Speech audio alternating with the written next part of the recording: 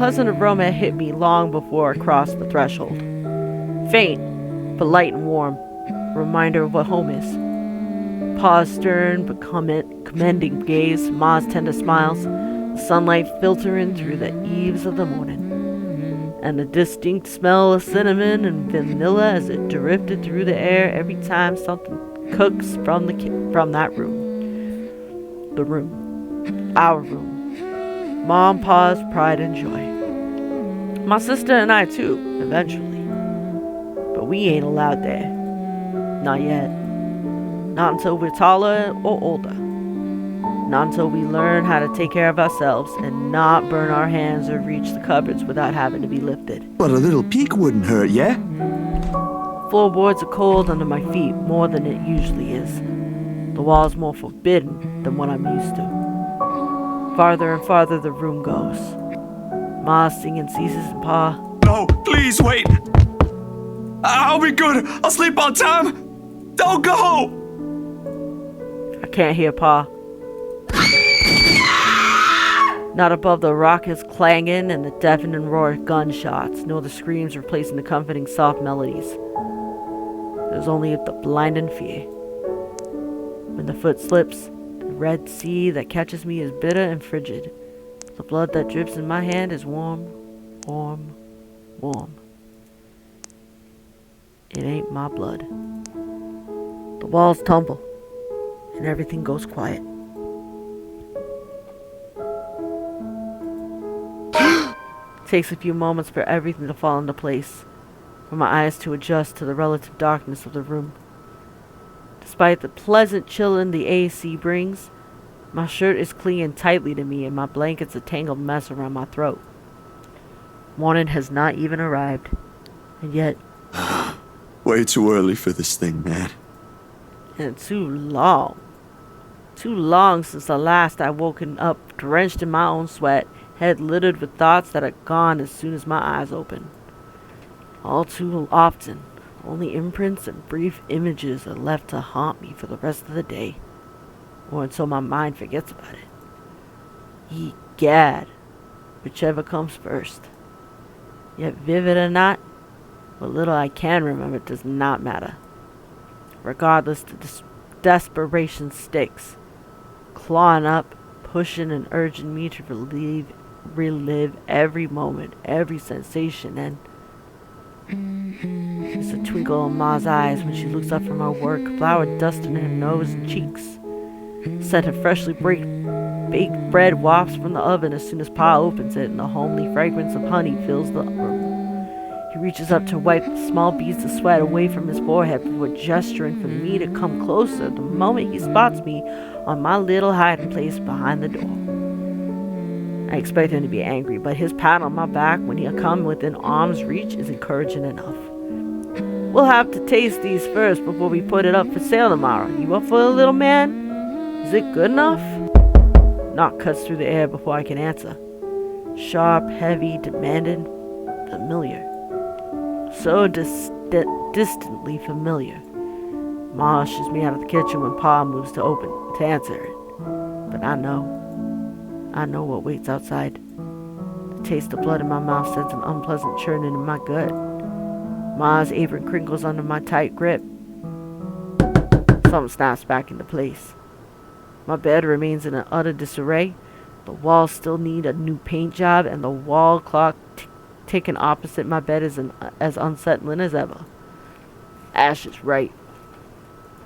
I should have already replaced that when I had the chance. You're no longer there, Zachary. Here and there are miles apart. Calm down. Breathe. Pressure of my own fingers against my temples is a welcome sensation over the anxiety gripping me. Never really did anything to stave off the headache sure to follow after this, but it grounds me. A little reminder that I am safe, away from the place I once called home, from Ma and Pa's. The urgency with each rap that follows finally chases away the ghost threatening to hang around. Why anyone thinks it's a good idea to knock at someone else's door this late confuses me. Nana would chase them all away with a broom if she was here. But no matter. It's a welcome break from the thoughts about to take a morbid turn if left festering. Probably just Ash anyway, looking for a place to crash. Looking for a place to crash. Wonder of wonders why he bothers with the courtesy when he never did so before. Even with that hunch, though, habit compels me to check who it is first through the peephole. Better safe than sorry, they say. Except the person that greets me on the other side ain't him. Unless his hair grew longer overnight and he started wearing a ponytail, of course, which I highly doubt will happen anytime soon, no matter how funny that looks in my head. I waste no time opening the latches. Isabella, it's late. There's something I can't quite pinpoint in her eyes when she looks up. Her face a pallid shade, shoulders tense, breathing heavy, and an uncontrollable shake in her hands she's trying to hold back. Hide, if I didn't know any better. Hey, Zach. Sorry, I know it's weird for me to show up at this hour, but you are the closest to my office, and... No, it's perfectly fine. I'm not really working on anything right now. Do you want to come in? Is it all right? I know you should be sleeping at this hour, but I thought... I'm sorry, I just thought... I have no idea why I went here. My feet just moved on their own after I got out of the office, and... Sorry. She trails off, her voice lost in the muggy night air. I wait for her to say more, but instead, her only response is a downward shift of her gaze, back to her still trembling hands as if the motion alone is enough of an explanation. A minuscule gesture, easy to miss if one is not paying attention. But for someone who has seen the same expression in the mirror, done the same thing too many times when night terrors are inevitable, it is not. Hey, don't worry about it. At least you not. Ash just barges in and crashes on the couch whenever he feels like it. I swear that guy is one fine hairline away from being a criminal. Without waiting for her answer, I step away from the door and saunter over to the kitchenette. For a few good seconds, only the clinking of the plates can be heard above the constant tick-tock. Late as it may be for a snack, the familiar motions keep me occupied, steering my mind away from the dangerous thoughts. Isabella's company is not unwelcome either. Whatever her reason for showing up here at such an hour doesn't matter.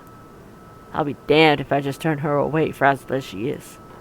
The door clicks shut behind her when she finally enters, feet scuffling softly against the tiled floor.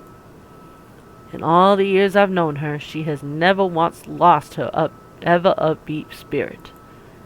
Yet in this particular moment, as she stands in my doorway holding her arms close to herself, it's as if I'm looking at someone completely withdrawn from the person I've come to know all these years. Do you want to drink or eat anything? I haven't restocked my food stash yet, so ingredients may be a bit limited. But I'm sure I can whip something up with what I have here. Just water will do, please. Thanks, Zach. What? No additional food requests? That's new. I'll put something together for you anyway. Feel free to make yourself at home. You ain't exactly a new visitor here. Although my room's not at its most presentable right now. Sorry. New freelance gigs and such. Didn't have time to fix things up here lately. It's okay. I don't mind. Usually she'd have something more to say about that. A quip, a witty remark to provoke a laughter or two. Nothing from her this time. Only a wee smile before she takes a seat on the couch, and a silence that stretches out until what we have left hanging feels disconcerting. Before anything turns stifling and awkward, I continue talking, if only to keep the dead air at bay. How's one supposed to keep a conversation going when the person you're talking to is like this? Anyway, gigs. Can you believe this one client we got? Boss had all my schedule shoots shifted after they caught wind of this couple buying a new property. Man, must be nice to have all the money in the world. The world itself moves for you, huh? She's curled up on one side of the couch and hugging her knees close when I bring the tray carrying the sandwiches and the water she requested. She starts to straighten up as I'm unloading the contents, but pauses as soon as I hold up my hand in a halting gesture. You're a guest. Didn't I say you're free to make yourself at home? Here's your water. Careful. The tremor in her hands, though lighter now, still hasn't subsided when she reaches out for the glass. I give her a questioning look, but she is quick to avert her gaze, keeping herself occupied by taking small gulps of water. Or maybe she just doesn't want me asking questions. Worrying. This sudden loss of words, this bout of quiet not normally present in our chats. Even the creaking of the old chair when I casually take a seat is a welcome break. Although the company's familiar, this has gone way past unnerving. What happened? Overtime at work? She doesn't answer immediately. Another gulp drains her glasses of its remaining contents. One would think it would be enough to help her recover, yet she doesn't lose her taut grip on the glass as she cradles it on her lap. Her eyes take an unfocused gaze when she speaks again. Yeah, boss handed me extra work today. After what happened to Rose. Rose. Why do I feel like you've mentioned her before? Sorry, I'm better with remembering faces than names. She was my coworker. That will take some getting used to. I was just talking to her the other day. Was? Did she resign or something? I think I'm missing a few details here, Bella. You've never met her. I think I did mention her once or twice. It doesn't matter. You probably heard her name recently from the news than me. Something clicks then. A little memory from the night before. The bright red light from the dark room, strong odor of the stop bath, television's barely audible murmur in the background, and a glimpse of a bloody room. News is everywhere, even in the morning that follows. I just didn't think its effects would strike someone this close to me. Oh, damn. I didn't mean to bring that up. No, like I said, it'll take some getting used to, but it'll get better. I hope it will. Things might become a little busier for me, though. She left a lot of things unfinished. And I'm one of the few people in the office who knows how she works. Boss thinks the transition will be easier if I handle it. That explains it. Well, just don't forget you still need rest. Even the most hard-working people I know don't keep hours as late as this. Hell, the subway stopped running hours ago. Crime rate might be lower here than most places, but that doesn't mean you can walk around freely in the middle of the night. It's just for today. Still a good thing you dropped by here first. I'm not just about to let you walk out here alone, especially not in the middle of the night. Who knows what else could happen? I'm not saying you should go right now, but I could accompany you home if you... No! Wait, please! The vehement tension in her voice makes me pause, and it is in this instant the mask she's been keeping up falls apart, only for a short while. Right then and there, I understood what's hiding behind her unfocused stare from the moment she arrived. Fear. Pure, unadulterated fear. It's disturbing to see such mar in her usual upbeat countenance. With a sigh, I cross the small distance separating us and kneel in front of her. She doesn't flinch when I do so. However, the way she appears to make herself smaller against the couch is telling enough. Bella, this ain't just about your coworker, is it? What is it really about? I'm all ears. Sound of glass shattering rents the air as soon as her hold on it loosens. In the span of a few seconds, her breathing grows labored. I don't know anymore. She claps her hands over her ears, pressing it tightly against the side of her head. Her voice grows weaker with each word, each plea coming out of her mouth. Please don't leave me alone. I don't want to be alone right now. I can't shake it off. Everywhere's not safe and... All right, Isabella. Look at me. My hands are firm on her shoulders when I pull her up to look at me. It takes every force of will to ignore the terror in her eyes, in favor of taking control of the situation. Too close. Too similar. Breathe. You're safe here. Inhale, hold, exhale. Stay in the present. I'm here. No one's gonna hurt you. Do you want to talk about it? The voice of which she shakes her head is enough reason to drop the topic altogether. No more. Please. No more. I don't want to remember anymore. Kate, no more talking. I won't ask anymore. Can I get you anything? Another glass of water? I think I have a tub of that pistachio ice cream you love so much. We're gonna have to clean this mess first. Will you be fine on your own for a little while? She nods slightly before retreating into herself again. No more words are exchanged after that, and I take that as my cue to start cleaning the shards. Sorry. As my cue to start cleaning the shards littering the floor before either one of us gets hurt. Quiet hum of the AC is a pleasant distraction as I go over the menial task. more so than her ragged draws of breath or my little feeble attempts to tell a quick story or two. But the latter does the trick. As soon enough, she is already drifted off by the time I return with the promised glass of water, her chest rising and falling in a steady rhythm, the strain on her shoulders gone. Frankly, I've never seen her this still. She mumbles something I don't quite catch when I carry her to the empty bed and hugs herself tighter against the mess of blankets. In spite of the fact that she appears relaxed, the small frown on her face hasn't quite disappeared. Whatever happened to her won't be leaving her anytime soon. But for her sake, I hope it won't stay long with her. There's still questions left to be answered. But the late hour, coupled with the sudden exhaustion, made my old couch a more comfortable bed than it typically is. Darkness immediately welcomes me as soon as my head hits my makeshift pillow. I can only wish the dreams would keep at a distance for now. For both of us.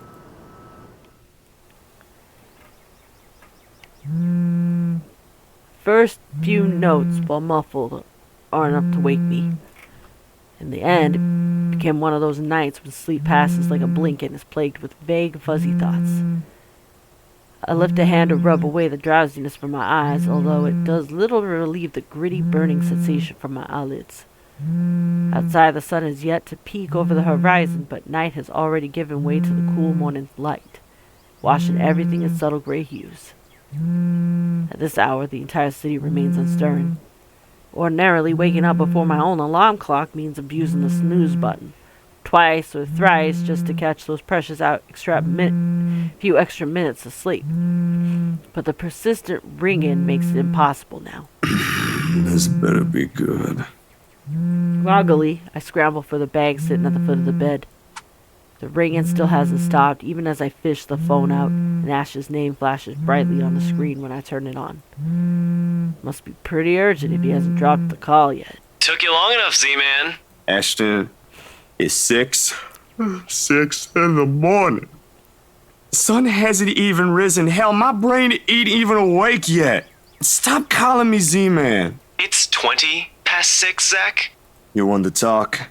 Give me back my 5 extra minutes, Ash. I want my sleep. Hey, don't make fun of me. I can be a more person too if I want to. No, you can't. What's this all really about? You don't usually make calls around this hour. Is the world ending today? Sorry about that. Becca rang me up a few minutes ago looking for Isabella. Said she didn't show up in her own apartment last night. We both tried calling, but her phone seems to be off. Do you have any idea where... I should have known you two would come looking for her first thing in the morning. Not a laughing matter, Zach. You can't really let your guard down with everything that's happened here recently. You've heard about the Cooper woman from the news. Everyone in the precinct has been restless ever since the incident the other day. Yeah, I get what you mean. Listen, Ash, about Bella. I let my voice trail off, unsure of how to go about recounting last night. If I should even say anything to him. He might be a close friend, but at the end of the day, whatever's bothering her ain't mine to speak of in the first place. On the bed, Isabella remains as still as when I transferred her there the night before. Sometime during her sleep, she pulls up a blanket over herself and tucked into it comfortably. Like this, it's easy to forget the horror in her eyes, or how much her hands and lips trembled. Save for her firm grip on the edge of the covers, she appears nearly as normal as she would any other day. Almost. I'm not really sure how to go about this while being... Zach, what about her? Something. The worry, the concern, must have surfaced in my tone because his own shifts then. Carefully, as if he's preparing for the worst. Look, you don't have to worry about her. She's with me right now. Since last night, in fact. Oh, why didn't you just say so earlier? She kinda knocked in the middle of the night. I couldn't possibly wake you two over that. And with how things are when she arrived, I thought it'd be best if I let her rest first. I just wasn't expecting people would be looking for her before the rooster even crows. You could have at least called her something. Becca's beside herself with worry when she found out. You know how much she frets about the smallest stuff. I know. I'm sorry. That was a lapse on my part. And I just didn't think, okay, you know what? Rebecca's worries ain't completely baseless. Isabella hasn't been her usual self since the movie. Maybe even before that. I don't know if I should be opening my mouth about this, but Bella didn't outright say I shouldn't, so So something's wrong then?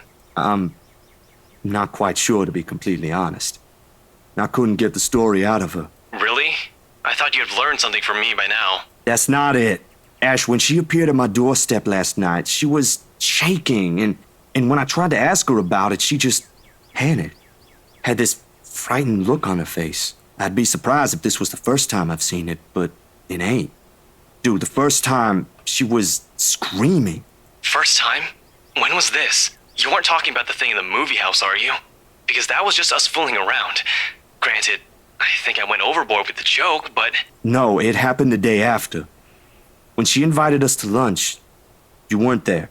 We were walking one second, and then the next, she's crying out. I'll be straight with you. That scared me shitless. It bothered him, if the way he falls silent after his telling. But whatever his opinion is stays absent from his voice when he speaks again. He's always been good with that, hiding what he thinks. Did she say anything else? Nothing. Won't tell me anything aside from a few vague words. I didn't want to push it. Where is she? Is she still sleeping? Right here with me, still sleeping. Should I wake her up or something? Let her know you guys are looking for her? No need. Let her rest. I'll drop by in a few. Today? Don't you have work at this time? I mean, I can drop her off home myself before meeting my client later. Look who's talking. My schedule's flexible, Ash. Last time I checked, you're the one who didn't have that luxury. How on earth do you think I'm able to tag along when you need me? It's not completely out of the way. They live on the other side of the town from you, Ash. Your definition of out of the way is a little screwed up, you know. It's fine. I have some things I need to do anyway. I'll call you back. I've got to let Becca know that Scared Cat's fine. Bye. He drops the call before I can even get a word in, and for several minutes after, I find myself simply listening to the rest of Luxborn's rousing. The increasing sound of passing traffic, the bustle of the nearby shops preparing for the day, and the growing clamor of the people while they go about their morning. Not the most soothing sounds to hear following a troubled night, but the routine puts me at ease nevertheless. What's comforting, what's safe, what I'm used to. Nearby, Isabella shifts but doesn't wake, blissfully unaware as the city slowly stirs itself back to life. Was her night as restless as the one I had? Were her dreams as lucid? In hushed moments like this, I envy her. Unreasonable, probably. A little unfair to say such in light of last night. If only forgetting is as easy as breathing. A small yawn escapes me when I rise from the couch to stretch. Luckily, the short conversation with Ash has effectively driven away any will to go back to bed. I still have a day to get through, despite the proverbial ghost hanging around.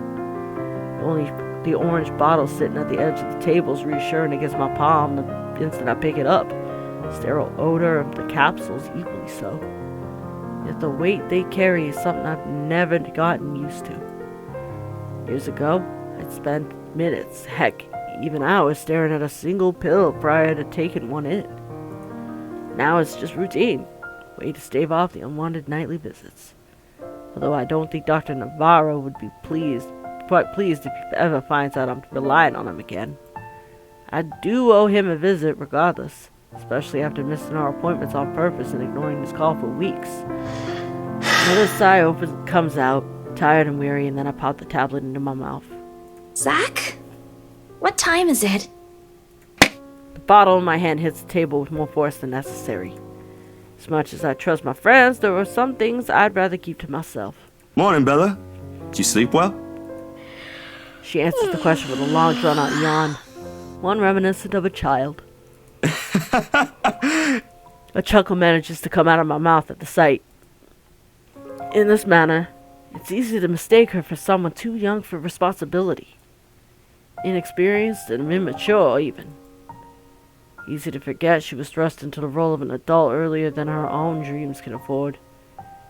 To overlook how surprisingly observant she can be at times. Maybe not on the same level Ash exercises for his investigations or Rebecca needs for her own work. But it's certainly enough to definitely put what she sees around her on canvas. And if the way her eyes flicker to the table and my hand says something, it is that I won't be able to avoid the questions this time. Only a little. I don't remember how I ended up on the bed, though. My doing. You didn't look very comfortable sleeping on the couch, all hunched up like that. It would have been enough for something temporary. Sorry I stole your bed. Hey, it doesn't matter. Besides, what kind of gentleman would I be if I leave a lady sleeping in such uncomfortable conditions? Not in this house. My nana would give me a tough scolding if I ever did that, I'm telling you. Thanks a lot, Zach. I know I barged in at a very inconvenient time last night. I wasn't really thinking when I did, and... Hey, it's cool, Bella. I ain't mad at you. That's what friends do. You guys are welcome here anytime, although Ashton abuses the anytime part a lot. I don't really mind.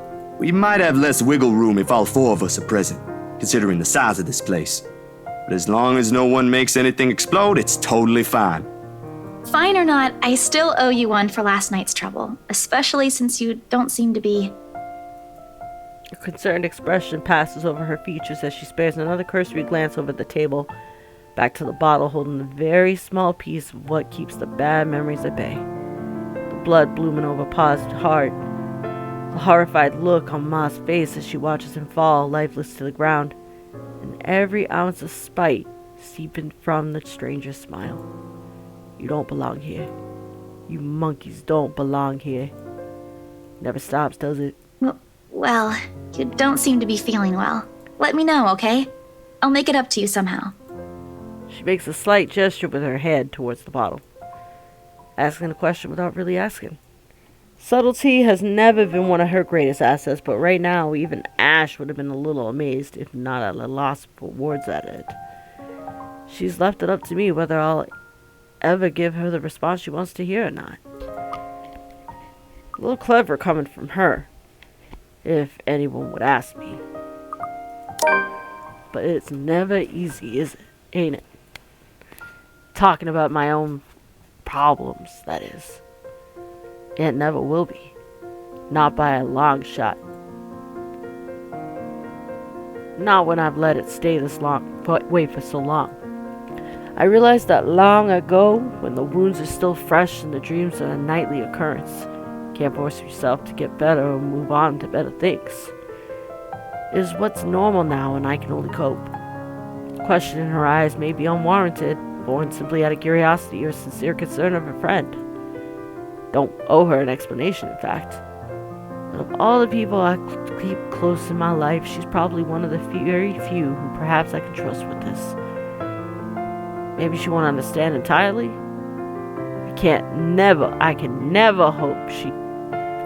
I can hope she never will. No, never to the full extent. That alone is expecting too much of her, giving too much of what I can. However, for all her shortcomings, I know she'll hear me out. And that is all I can ask of her. My bad. I was kinda hoping you wouldn't have seen me with these.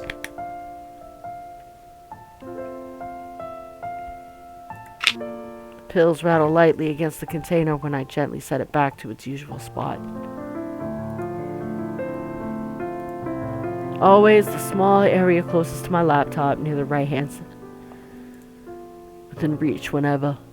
And a quiet reminder of what I shouldn't miss every day. What? Oh, is it bad? I was just thinking that maybe it's a cold like Becca's. Do you need me to get anything from the store? Soup or something?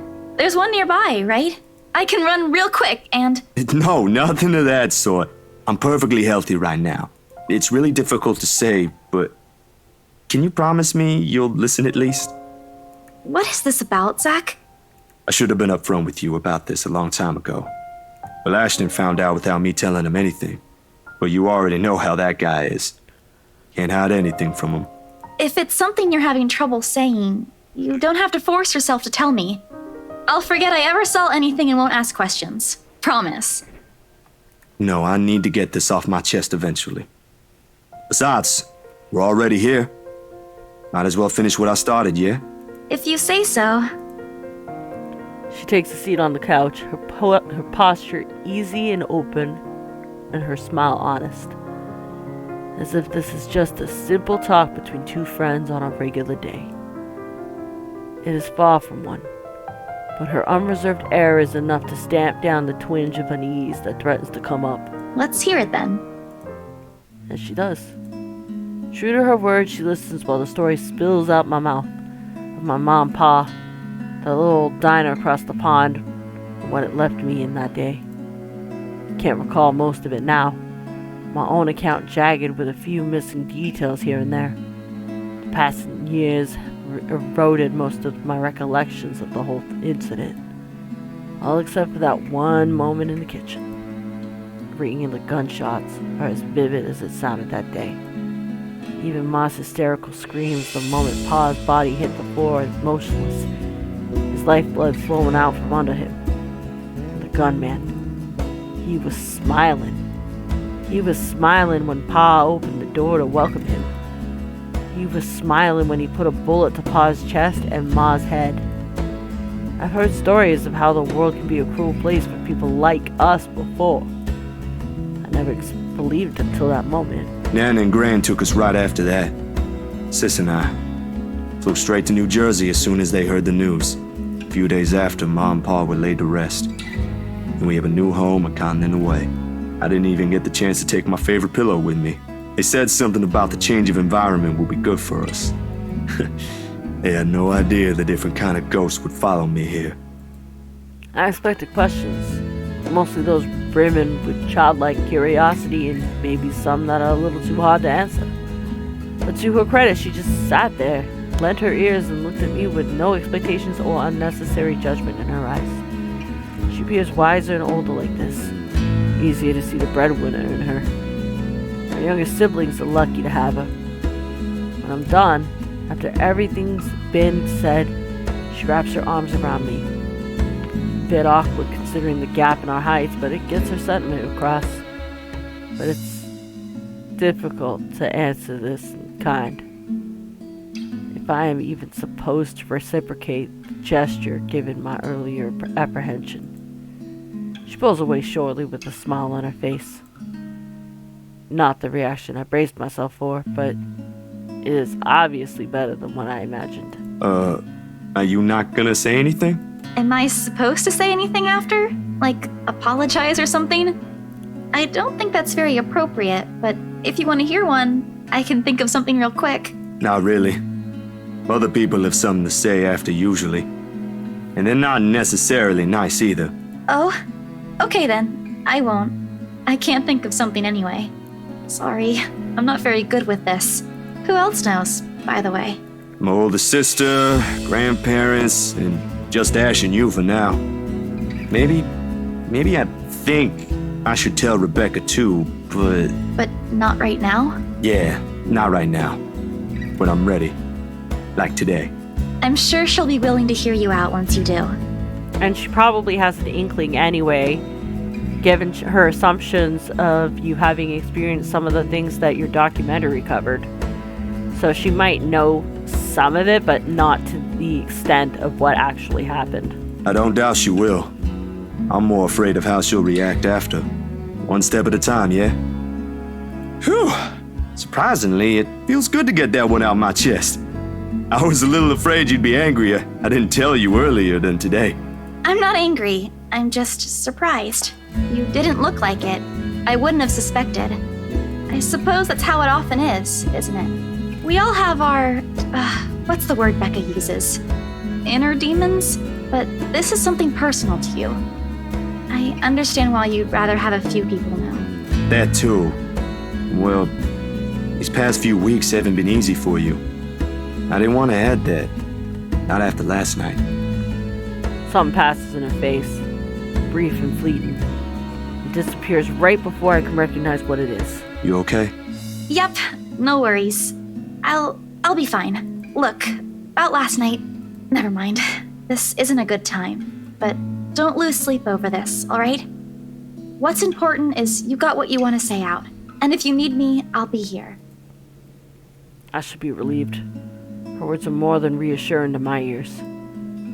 There should be comfort in hearing those alone, and knowing I have another person to rely on if things ever go bad. Somehow I find myself worrying more for her instead. I'll make another attempt to get the story out of her if I can.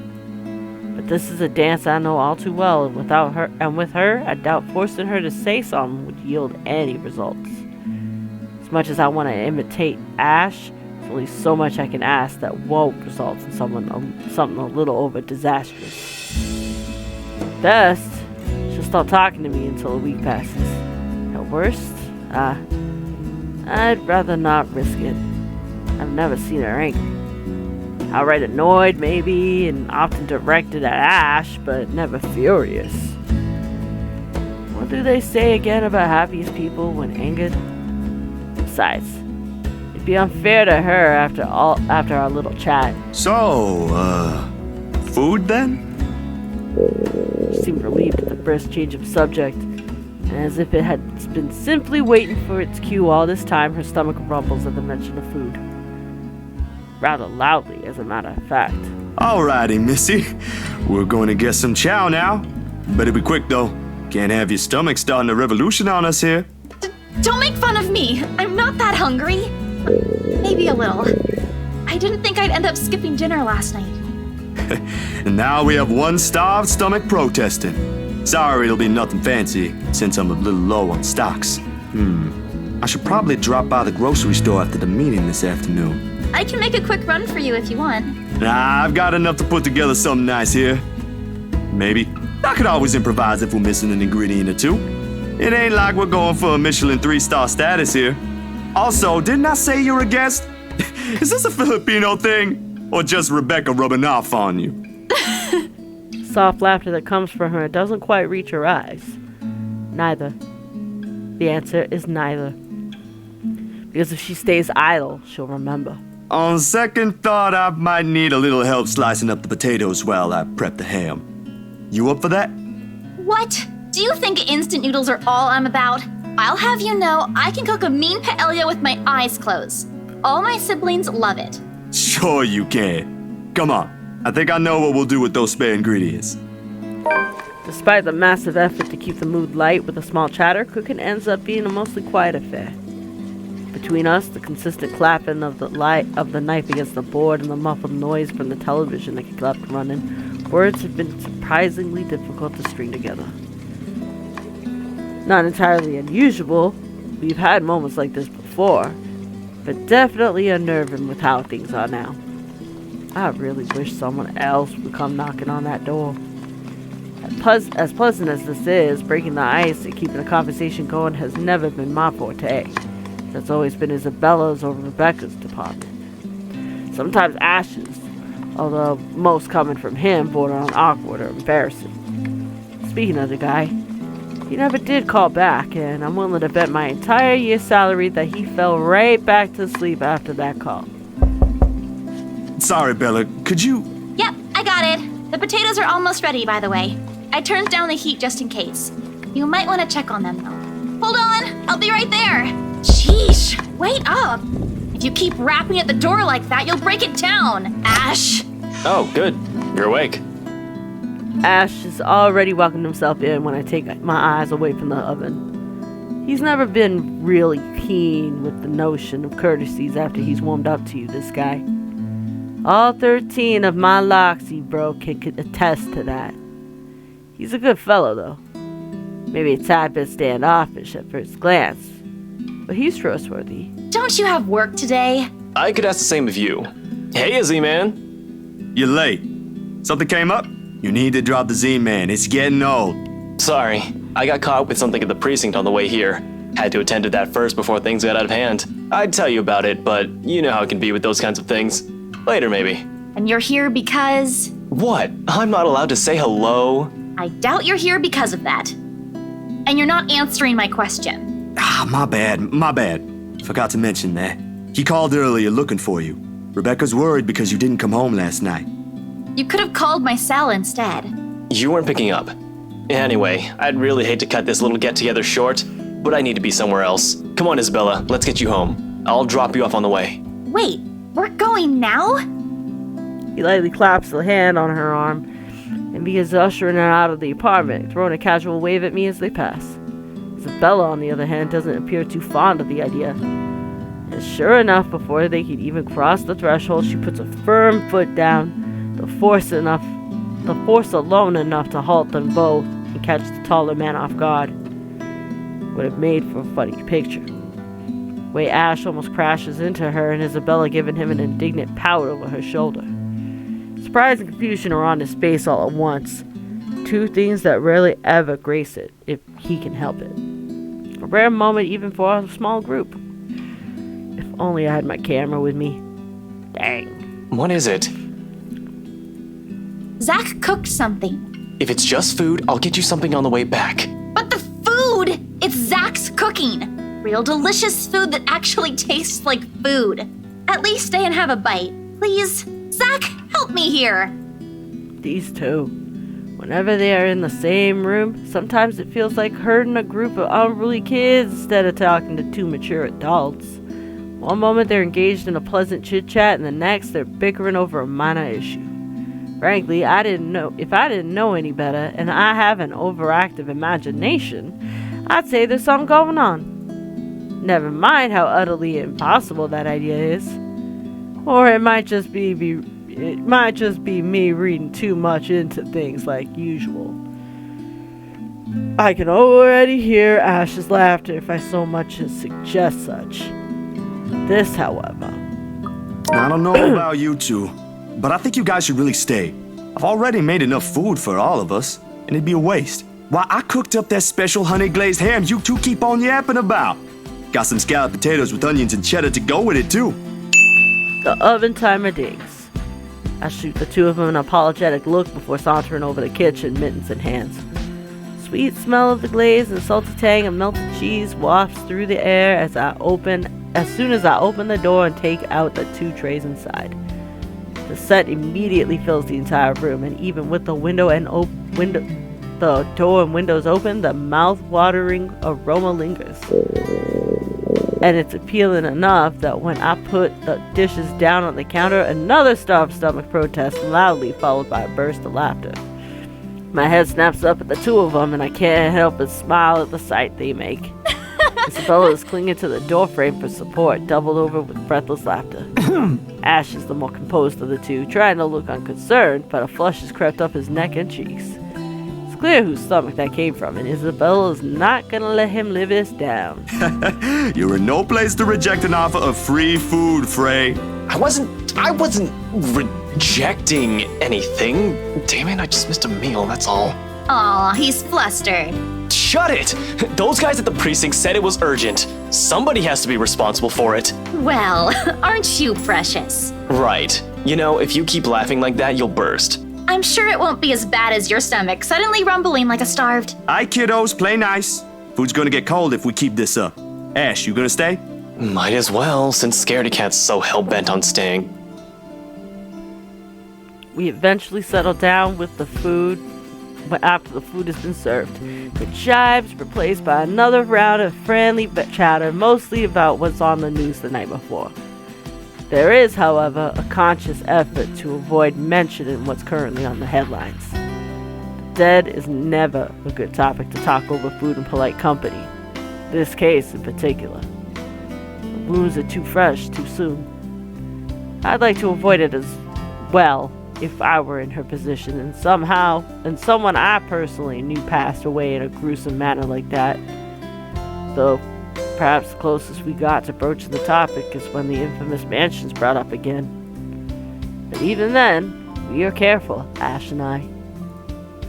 We keep the conversation light and avoid bringing up her late business partner.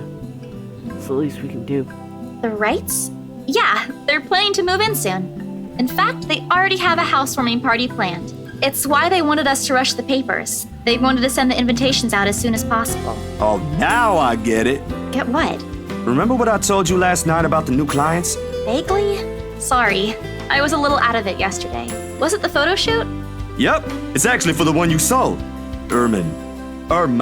Something. When you put it that way, I suppose it makes sense why my boss wants me to prioritize the couple.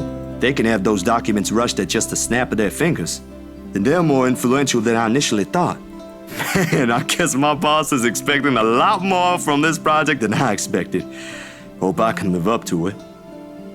Your photographs are more than good enough, Zach. You'd probably win an international award if you let yourself. Ma'am Hana's easy to please too, as long as you're good at following instructions. Easier said than done. Different clients have different tastes after all. Still, a week? I don't think that's possible. Now that you mentioned it, yeah. They wanted everything finished at the earliest. Oops, wrong button. To be honest, it's not unheard of, but But it's still weird. Still weird, yeah? Slip of the tongue. Still barely noticeable to someone who's already familiar with Ash's ways, yet in this moment it's impossible to miss. I shoot him a curious glance, but he ignores it, rather pointedly. I can't exactly say it's like that, where I'm just the middleman after all. As much as I want to comment on it, I only know what's on the surface, not the in and outs. It's just that BRC and my boss are more hands-on with the legal stuff this time, despite having a separate department dedicated to it. Maybe Mr. Wright helped with it too. They have their own legal team for this, don't they? Well, they should have one. Especially for a big property like this. They have, but like I said, it's off our hands. Rose and I don't handle this stuff in the office. If anything, to me, this just means I'll be able to send the rest of the funds to Papa's treatment earlier. I guess that makes a whole lot of sense. Officially off our instant noodle diet, aren't we? Ash, has anyone ever told you that you have an uncanny way of ruining the mood? What? I was just saying. A few more months of stuffing your face with those, and I'm sure you'll start to look like a noodle cup. Not cool, Ash. That's a pretty picture. I know you're tsundere and all, but Jesus Christ, dude. At least I don't live off convenience store food. Or make poor, unassuming pressure cookers explode. What? How did you... Oh, come on, Zach. Sorry, it just came up while we were cooking earlier. I'm impressed, Ashton Frey. You even made it to the news. A one-time thing. And it wasn't as big as you seem to be imagining. Oh, sure. Let's all pretend that one time you almost set my apartment on fire didn't happen too. Hey, that was an accident. You were making a salad, Ash. Ouch. Can we please move on to a different topic? It helps. Casual talk, the harmless teasing, the mundane stories interesting enough to let time pass unnoticed. By the time lunch ends, shadows are no longer at forefront of my mind. If it's the same for Isabella, whatever troubles her, I can never tell. These things, the anxiety, the fear, they ain't easily seen, ain't easily forgotten after all. You go on ahead. I've got a few things I need to ask Zach. I'll be downstairs in a minute. Confusion briefly flashes in her eyes as she catches the keys he tosses over, but he doesn't give her an answer and waits for her to go on ahead. How sure are you I won't be driving away with your Shirley? You don't even have a license. Do you even know how to? Papa taught me how. I'm probably a better driver than you. See you later, Zach. Thanks for the food. Always has to have the last word, don't you? You're welcome. I'll send you the recipe for the potatoes tonight. A grin is back on her face when she leaves and closes the door behind her. For a little while after we left alone, Ash goes wholly quiet, listening, waiting for her remaining footsteps in the hall to fade. The earlier amusement is gone from his face, replaced by what I can only describe as trepidation. I know that look all too well. When he's like this, he's expecting shit about to go down at some point. That wasn't very nice, Ash. What was that with Isabella earlier? You're usually subtler with your questions. They hired you. Hired me who? Don't change the subject yet. What's really going on here? The Wrights. Luke and Hannah Wright. You said your next gig is with them. Is that what this is all about? Just be careful around them. You have no idea what you're dealing with when it comes to that couple. I'd rather you stay as far away from them as possible, but you're already here. Isabella's their real estate agent. Seriously, of all the people in Luxburn. Okay. I guess I'll just have to take your word for it. He nods, claps a comforting hand on my back, and turns to leave without another word. He's never been good with those. More often he fumbles with what he wants to say, but his actions alone are enough to tell me how grateful he is for the trust. He He reaches for the knob as soon as he gets to the door, but doesn't turn it. Instead, he looks back and gestures with his head towards the table. I don't need to follow his line of sight to know what he's going to ask. He's likely taking notice of it the moment he entered the room. You back on those? I haven't seen you taking them in a year. Yeah, I kinda had to. It got worse after the film fest. The dreams, that is. I don't think I'll be doing that again anytime soon. Heard about that. Don't drop it, though. You don't want Becca scolding you. She actually enjoyed the movie you made, and she's hard to please. Consider that a small victory. You don't have to tell me. She already did. Rebecca and Bella both gave me an earful after I said the opposite. Promised them I wouldn't, but you can never tell. Hopefully, once I feel better, I'll be able to think about it properly. Speaking of Bella, she didn't open up to me, but maybe with you and Rebecca. Yeah, I'll try. I can't promise anything, but I'll talk to her. Thanks. That's all I'm asking. This time, when he reaches for the door, he lets it close fully behind him without glancing back. Mild draft sweeps into the room as I close the door behind him, slightly disturbing the papers on the nearby fridge. Lone note flutters to my feet, the letters on the surface glaring at me with mute intensity. Ermengarde Mansion, H. Wright, 11 a.m. After Ashton's warnings, they all hold a different meaning now. Next 2 days rush by in a blur, altogether leaving a collective mess of work, suddenly piling up in a new unexpected acquaintances or friends. Depends on how you look at it, really. Either way, I'm stuck developing these photos at 3 in the morning to reach a deadline set by an over-eager art director. Don't get me wrong, Julius is good, has a vision and knows what he wants, but damn, he can be too enthusiastic sometimes. Doesn't matter when you couldn't sleep anyway. There's nothing new in it, of course. After years of working as a freelance photographer, it's simply something I've grown used to. Get to know people, build a talent base, do good work, and cash in some late hours if need be. Rinse and repeat. Certainly takes a while to get some footing on the field, but it's the kind of thing that pays off in the long run as long as you keep at it. Given enough time, you might end up with big names on your client list. Names like the Wrights, in particular. I never did pay attention to them, but it's virtually impossible not to hear about them when a local news channel or paper has something to say on their name. Party here, an acquisition there. Sometimes it's a new business venture. Other times it's the everyday gossip that typically follows popular people like them. Not in a million years did I ever imagine I would end up working for such a high-profile couple. And between that and the fuss that comes with it, leaves me no time to ponder over whatever happened to Isabella or why Ash is so adamant we keep away from the pair. They do seem like the good folk, though, despite the whole fame thing. Sure, there was a rumor running around years ago about him being involved in some business scandal. But just like every gossip blown out of proportion by the media, nothing came from it, and eventually it simply died down. Much has definitely left to be said for the husband, but I doubt a woman like Miss Wright would pick him if he doesn't have any good points at all. Miss Wright, Hannah herself though, she ain't particularly bad the way the press makes her out to be.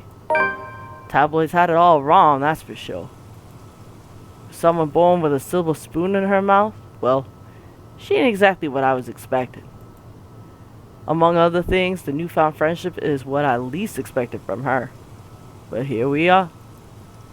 Although with a life as public as the Wrights, no wonder it's the woman who often gets the crappy end of the stick. Can't help but feel sorry for her. She's a real nice person when given the chance. Heck, she might have ended up friends with Rebecca and Isabella too, if they weren't living worlds apart. Probably. The beep quickly pulls me back before my thoughts travel any further. In one practice motion, I carefully place the wet print I'm holding on a drying rack and amble over to my makeshift dark room to get the last photos from the water bath. Inside the converted broom closet, the film processor lets out another soft clack before going on its standby mode. At its mouth, a lone photograph sits on the tray, barely visible with the lack of light. It's the last one tonight for the set Miss Wright requested. I don't usually make this a habit, giving stuff away, that is. It's bad for business, no matter how well-intentioned or generous you are. This exception, however. She did treat me well and was a pleasant companion all throughout the shoot. Even if she didn't ask, I would have probably given her a few prints just for the hell of it. Miss Wright ain't yet such a bad subject matter to begin with. And maybe this is just me, but for someone who has everything at the palm of her hands, all the money in the world, a loving husband, and plenty big mansion to call home, she's lonely. She doesn't just appear like it. Shows in the tone of her voice, how she moves, and certainly in her smiles. Always hidden behind the glamour of the world to never see. Sometimes with people like her, small things like these helps. A little reminder that the world can be kind too. Water drips from the paper as I blindly pick it up and gently lay it on another tray holding a decent amount of photo flow. A few seconds under the solution is all it needs before it's ready for drying. No good rushing this last one, even if my body's already screaming for some decent snooze. My hand fumbles for the light switch, moving towards it with familiarity, while I fish for a squeegee among the mess of tools on a drawer with the other. The bulb flickers twice before it glows settles and casts a soft light in the tiny space. When I glance back down, squeegee in hand, ready to finish the process and finally call it a night. What on earth? Her head is gone.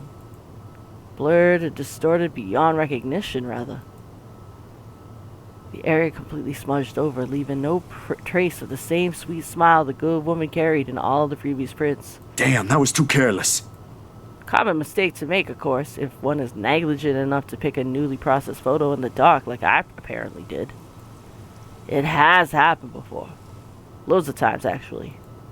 But I still can't help but feel a small pang of frustration over one little mistake a newbie would likely make. With a sigh, I reach up for the light switch again, intending to develop a new one from scratch. It could pass off for one of those supernatural pictures they show on TV, though.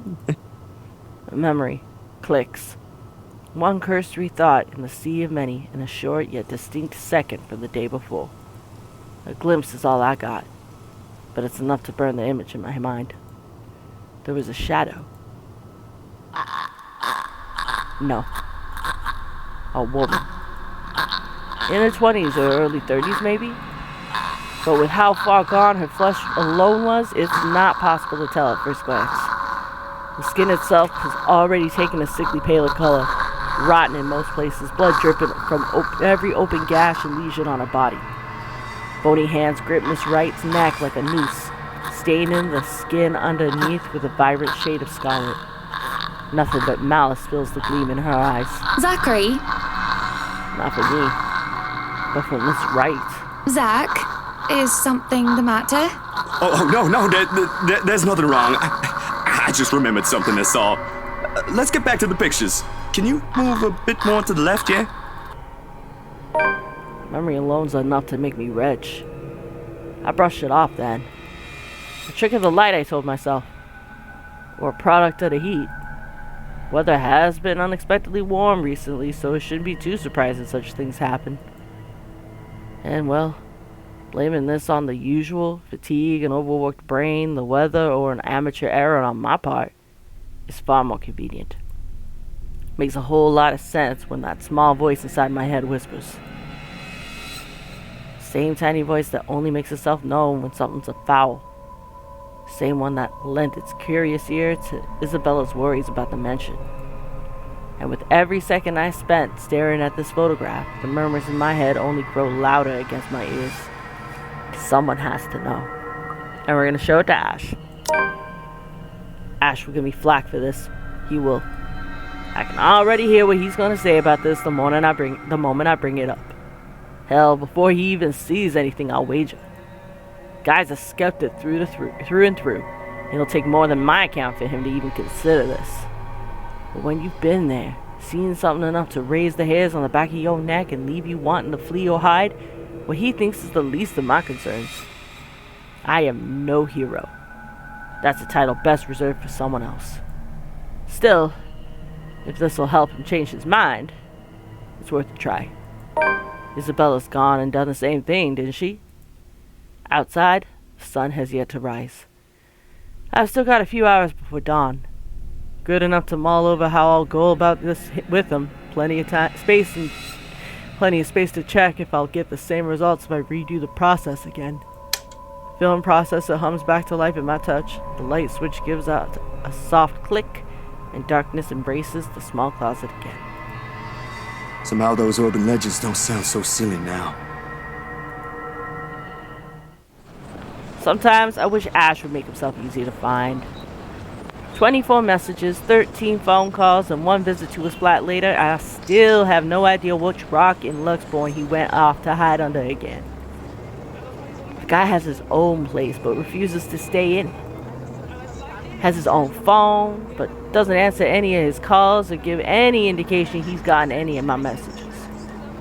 Most of the time, he'll just show up on my front door. Sometimes in the middle of the night, complaining how uncomfortable it is to sleep at the back of his car. As if the old couch in my flat's any better. Nothing new from him, though. But a bit frustrating, really. There's a police precinct, of course. And again, he's not there most of the time either. If that's also true for today, he's likely out on another stakeout. There's nothing much to do for me but to wait if that's the case. Let's just hope I'm lucky enough today. While Luxbourne is a relatively peaceful city boasting a low crime rate, its precinct stays abuzz with activity. As soon as I open the glass front doors, murmurs coming from the people waiting in the lobby welcome me. Officers can occasionally be seen shuffling in and out of their rooms, greeting civilians with a casual smile and a polite nod. Some, though, look a little worse for wear, like the receptionist, who looks at me with much disdain the moment I arrived. Thankfully, I won't have to deal with him today. Before I can even step in, Ashton's voice, though low, comes from the hallway adjacent to the lobby. Not even for just 1 minute? No. The case was dismissed, remember? You were the one handling that case. If you want access to those records, you've got to ask Chief. I was taken off it before shit went to hell. Why do you even bother? Even Professor Clark seems to have given up on that. Well, Never mind, you won't understand. Right. I know you owe Professor Clark a lot, but the right guy isn't just someone you mess with. They've got the money. Who knows what else gets swept under the rug with them involved. That takes a special kind of ignorant not to know. And a smart person to know which boundaries he can't cross. You're a bright guy, you'll figure it out. In any case, I've got to get going. Another missing person case on my hand. Benjamin on the front desk looks like he's about to maul someone after the 4th one yesterday. Murders, people missing, what a time to be alive. Man, I miss the old Luxbourne. You and me both. I'll see ya. Gonna go grab some lunch. He notices me first as soon as he enters the lobby and pauses. Confusion briefly crosses his face until I fish out the phone from my pocket and wave it up. Frowning, he pulls out his own mobile, wordlessly fiddling with it a few seconds before sighing heavily. There ain't any annoyance in him when he glances up, though. Only mild exasperation and what might be a hint of amusement. Stop taking pointers from Isabella. This is gonna get old soon. At least use your phone properly. It's an alarm clock, a good note-taking device, a halfway decent camera, and maybe a music player too. If I'm being nice. Yeah, but its main setting is that it's a phone, so fucking use it. What else do I need it for? I don't know, keeping in contact maybe? When he merely shrugs, I know I struck a chord. He's far from holding a piece of technology in contempt, of course. Ash has always been nothing but practical from the start, and technology is useful. Only when he gets too focused on one thing like a case he's handling, he tends to forget that there are other things around him. A little reminder and a nudge in the right direction can get him a long way. I've got an email on that social media site the girls roped us into joining. That doesn't make any sense. Also, you've got an account before any of us had one. For policing purposes? Anyway, why are you here? I thought you have something scheduled today. Or was that yesterday? That was yesterday. Look, about that, there's something I want you to see. He stops me with a tap on my shoulder, walks past me straight to the door, and gestures with his head towards the very irked receptionist when I raise an eyebrow in question. Over lunch. I haven't eaten anything since last night, and Benjamin there doesn't really like loiterers around here. Wordlessly, I follow him, but not after sending the poor guy behind the table an apologetic smile. As expected, we take a seat in the farthest corner of the cafe, good way from the window, but it easily allows a view of who comes and goes. Secluded enough not to be disturbed by the lunch hour rush or to be overheard by a curious bystander. If I didn't know this is lunch he invited me to, I would automatically assume I got dragged into another stakeout. After years of knowing him, though, this has simply become one of the many habits he has that I've gotten used to. Food arrives minutes later. Slice of the vegetarian quiche for me. And meanwhile, Ashton has opted for a cup of coffee plus a gracious serving of... You having cake for lunch? He shrugs and proceeds to dig in without even a hint of remorse. Frankly, it's like seeing a child get his Christmas present early. Don't tell Becca. I'll get an earful. It's just for today. You should listen to her, though. The kind of work you do, you'll need to eat something other than sweets. I don't want to see you drop dead in front of my apartment again. I told you, just this once. Have you been hanging out with Becca lately? You're beginning to sound like her. Nah, just for some recipes. But she has the right to worry, you know? It's like she's taking care of two kids. One bitches on sweets, while the other on cup noodles. At least Bella knows how to cook. Hey, I can at least boil something. Wait, that's easy, right? I mean, you just put water in and... No, don't even think about it. You destroyed your own kitchen once by sticking a pressure cooker on it. I think my sister is a whole lot better than you. And this is coming from someone who has no other choice but to eat her cooking for some time. To be fair, he genuinely appears offended at that last remark. Hate would be too strong of a word to describe how Sis and him usually interact whenever they're in the same room. Though whatever appropriate word it is, I can say with most certainty that the feeling's mutual for both. Ash thinks she nags too much, while Sis thinks he's a trouble magnet I should stay away from. They're both technically right on their assessments. How's your sister, by the way? Still bullying white guys? What should I say? You do know she's married to one now. I hope she doesn't end up poisoning him with her cooking. Pot calling the kettle black? She can't be better than me. Actually, she is now. They're planning to start a restaurant sometime in the future. I was bedridden for days after eating some of the stuff she whipped up. And now you're letting her cook for other people? Don't exaggerate. It was just for one day and you're the one who refused to leave your apartment. You should come by though. Sis gave birth a few days ago. Girl, I've only seen the pictures. But I might visit sometime after everything's settled down. Too many backlogs to go through for now. No way in hell. She'll just find something to criticize again. Last time, it was Shirley. He makes a show of being utterly mortified, though I'm quite sure he doesn't mean any of that. He might not say it straight out, but I'm pretty sure he's enjoying the small visits whenever he can. Something about it reminds him of his own family. Sort of like making up for the one he never got back after his parents separated. Sore spot, that one topic. One thing he never ever brings up in any conversation, if he can help it, and I've never seen the need to be nosy. There's some wounds you just not meant to open, and for the both of us, the sentiment goes the same way. As if you ain't already on a shit list. You're just afraid of her. In your dreams. But I'll think about it.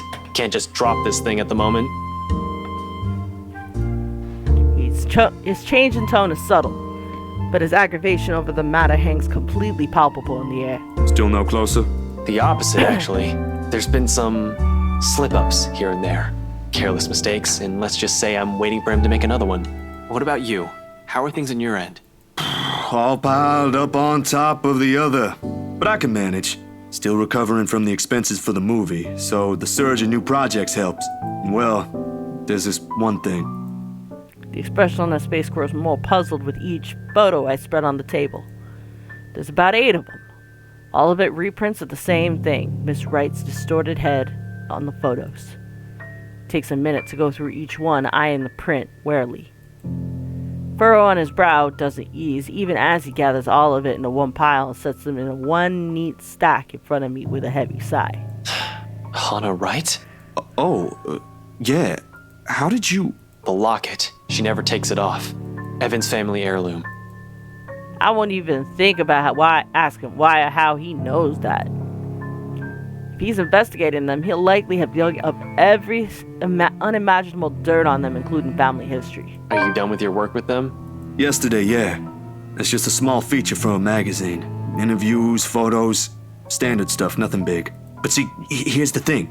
I don't know how else to put this out there without sounding crazy, but there really is something odd with that place. Remember the letter? He drags in a breath, reaches up to his nose, and pinches it. Like the action alone will help him grant all the patience in the world to continue this conversation. Please tell me this isn't about that again. No, Ash, you've got to listen this time. I am listening, and I can't believe that just came out of your mouth. These are some blurred out photos, and that letter is just a stupid prank. I expected this from Isabella, not you. You're the photographer here. I don't see any need to get worked up over this. I know what you mean, but will you hear me out first? Ash leans back in his seat and doesn't say anything further. He gestures for me to continue with a wave of his hand and patience clearly on his face. Any other person telling him this, and he'd walk out without batting an eye. I suppose the only reason he's given me the benefit of the doubt is because we know each other. Ash, I don't easily buy into these things as much as you do. Yesterday, though, behind Hana. He blinks at that, his eyebrow lifted momentarily before settling into a deep frown. Hana? Since when were you on a first-name basis with the right missus? Why does that even matter? I thought you said this was just a gig. His voice stays level, but the accusation in it is as clear as day. It hits a nerve in me somehow, more than that tone usually does. I do get where he's coming from, but patience can be a tough thing to summon at times. But we didn't get this far as friends if we let our own temples be the load of us. Bro, it's really just another freelance work. He eyes me skeptically. The same stare he reserves for people he interrogates. I've been on the receiving end of it before, early in our friendship. Years later, he's already got the unimpressed police look down pat. And there's nothing going on with me and Miss Hana. She was just being friendly. Insisted I call her by her first name. That's all. I wasn't implying any of that. You're not that sort of guy. I know, but let's just get that out of the way. The just-in-case elephant in the room scenario, aight? She's a married woman, Jesus! Not with the image she presents in public. No, but trust me, she ain't any of the things the tabloid writes about her. Like I read any of those. I know you don't, but keep it in mind, will you? Will do. Though I can't promise she'll get off scot-free if she's involved. Man, with how you're acting, it feels like I'm doing a solid for your girlfriend.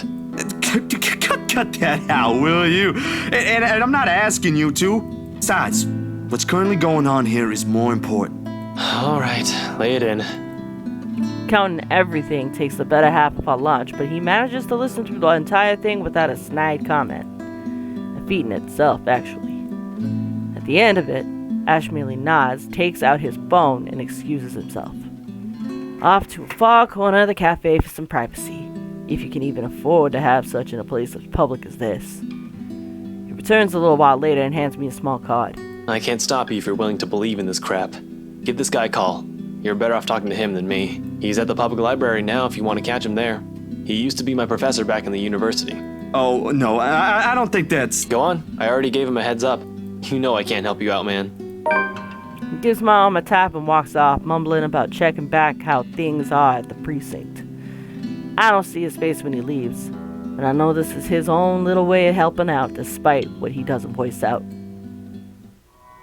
Of all the places, it never crossed my mind I'll end up wandering into the public library today, considering I rarely ever visited. Somehow, there has always been this kind of disconnect between me and books in general. Sure, some of them held my attention in my youth during the brief times of the day I was left to my own with nothing to do. I went through the whole of Grand's collection as a matter of fact. Read all of them twice or thrice even. But they never did hold it for long. Most of it never even stuck. Especially after I learned it's simply easier to do things myself if I want to learn stuff. This ain't in the plan in the first place. But after Ashton went through trouble to contact the professor, I just can't ignore it. None but quiet greets me inside, though. Not the typical mum one would associate with a library, but one akin to a hush prior to an impending trouble. Or perhaps I'm just overthinking it again. I really like to think I'm just thinking too much about this. This is just the lack of sleep talking. Regardless, apart from a group of students murmuring in a corner somewhere, the place is free of its usual visitors. All while my footsteps echo in a manner unsettling enough to raise the hairs in the back of my neck. Much to my relief, it does not take me long to find him, being the only occupant in this side of the room. Professor Andrew Clark. I've never personally met the man, but Ash has spoken highly of him several times. In fact, he's Ash's go-to guy when something's troubling him with a case. My steps are unsure as I approach. At any rate, he greets me with a warm smile like a grandson he hasn't seen in a long time. Ashton's friend, I take it. Zachary. You'll have to forgive this old man if I don't get your name right. Oh no, you got it perfect. Oh no, you got it. It's Zach. Zachary Steele, Professor Clark.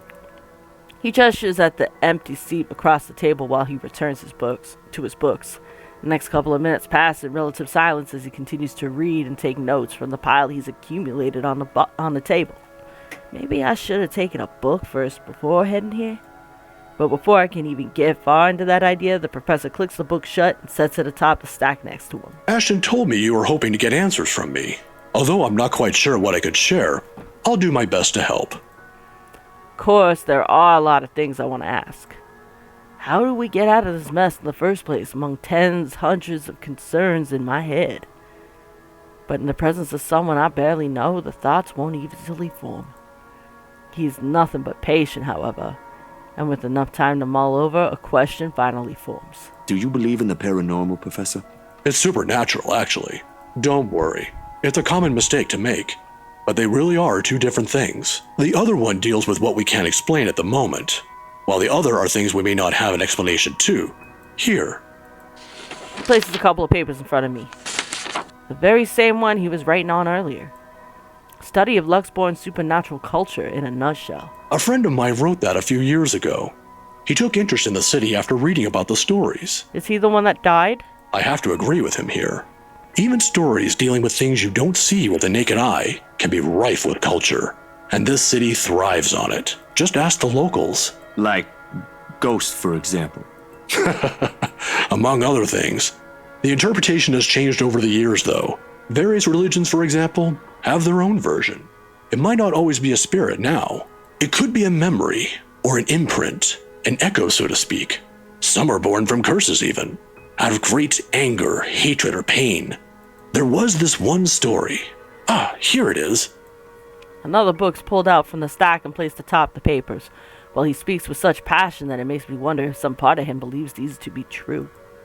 It is interesting, though, even if I'm personally not a fan of such stories. Soon hours passed without my notice. In the end, it asked for something to be sacrificed in order to destroy whatever anchors the wraith. A sad tale, that one. But the simplest grudge can bring the ugliest, even in the kindest person, with some people none the wiser. Oh, I'm sorry. I just went on. Nah, it's good. Are you familiar with the Ermengarde Mansion, though? Of course. That goes without saying. Who hasn't heard of the local legend? In fact, you aren't the first one to ask me about that recently. Although, word of the mouth is, someone has already bought it. Ah, yeah. The right couple. It was a close friend who handled that sale. So I heard. Well, don't think the house being bought by anyone would stop us from talking about it. What is it about the mansion, then? I just want to ask what you think of it, sir. We're going to need more than an afternoon for that, young man. You see, it's the kind that has changed over the years, passed down from one person to the next. Sometimes, it's the Lord William who haunts the place. There are versions where it's the lady of the house. But my favorite, a personal favorite, would have to be the ones that followed after the disappearance of the kind daughter. Well, what about these then? There's a moment of hesitation on my part before I pull out Miss Wright's photos and lay them all in front of him. Unlike Ash, though, the professor inspects each print with great interest. That gives me some hope at least. When were these taken? Just the other day. Oh, I think this is a new image. I've never seen this one before. Do you think those are the same? Perhaps. Perhaps not. There were certainly instances when the film would pick up what the human eyes weren't able to see. But then, it could also have been human error. I didn't edit it in any way. You have my word on that, Professor. They all just came out like that. Then, if it is what you're thinking, I'd strongly advise against doing something reckless and further tangling with them. Accounts about them may be riveting to you, but most of it often ends in an unpleasant manner. What about those people in the house? If there is something in there, shouldn't they know? I'm sure they're already familiar with the legends, but... Some people might deserve it, however. Deserve what, sir? All of a sudden, the tenderness in the professor's eye disappears, his face becoming unreadable. As though catching himself, he hastily clears his throat, gathers his books, and rises from his seat. Professor? I'm sorry. I just remembered something I neglected to do. You'll have to excuse me, Zachary. All right. Do you need any help with that? Don't let my looks fool you, son. I can still carry a few hundreds. I've been doing this for years. I'll see you some other time if you have any other questions. Of course. It was nice knowing you, Professor. He doesn't hear her, however. A few short strides, he's out of the library, leaving me with every piece of this whole mess amidst the oppressive stillness. Despite the answers gleaned, more questions surfaced. If there's even a single way out of this, I hope we find it. The moon is well into the night sky by the time I make it back home. My heavy treads and the sound of traffic outside echoing in my ears, filling the empty room with some semblance of life. Nana would scold me if she ever hears me walk like that. But after today, I really can't give a damn about anything. The mattress creaks under my weight as I unceremoniously flop down on top of it, and I find myself looking at the paper under my grip. An invitation and a request to cover an event. The Wright's housewarming party tomorrow night. If only it were that easy. It'll give me a chance to talk to her about that thing in their house. With a sigh, I let my hand fall to the side of the bed along with the invitation. I'll think about it tomorrow when my head ain't muddled with thoughts of headless women and the haunted smiles of a ghost. Belatedly, it occurs to me that the last meal I ate had been the one with Ashton, and an empty, gnawing ache makes itself known. But I can't bring myself to stand up. Today was a complete waste of time and, frankly, a disappointment. I don't like this. The lack of certainty, the disquiet, the lack of stable ground to stand on. Part where I do not know what will come tomorrow. Ever since that damn letter, everything's been thrown out of the loop. Wish everything stayed the same. Routine would have been easier to make sense of than this. Closing my eyes, I let the noise from the streets below lull me to sleep. Before we do that, though... Oh yeah, Ashton's winning this race. If it was even a race. At the very least, that's the one thing that it hasn't changed.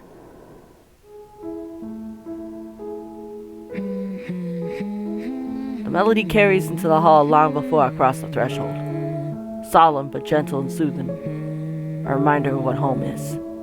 Pa's firm but meaningful gaze, Ma's wistful smiles, the warm rays filtering through the eaves of sunset, the distinct smell of wet earth and leaves after a long day's rain, and our room. The room. Ma and Pa's pride and joy. Place we were once promised several springs ago. Yet it won't stop. No, wait! Come back! I'll be good this time! Please don't leave! Please stay! The floorboards are cold under my feet, more than it usually is. The wall's more forbidden than I'm used to. Farther and farther the room goes. Ma's singing ceases and Pa. I can't hear Pa. Not above the raucous clanging and the deafening roar of gunshots, nor the screams replacing the comforting soft melodies. There's only the blinding fear. But when the light breaks,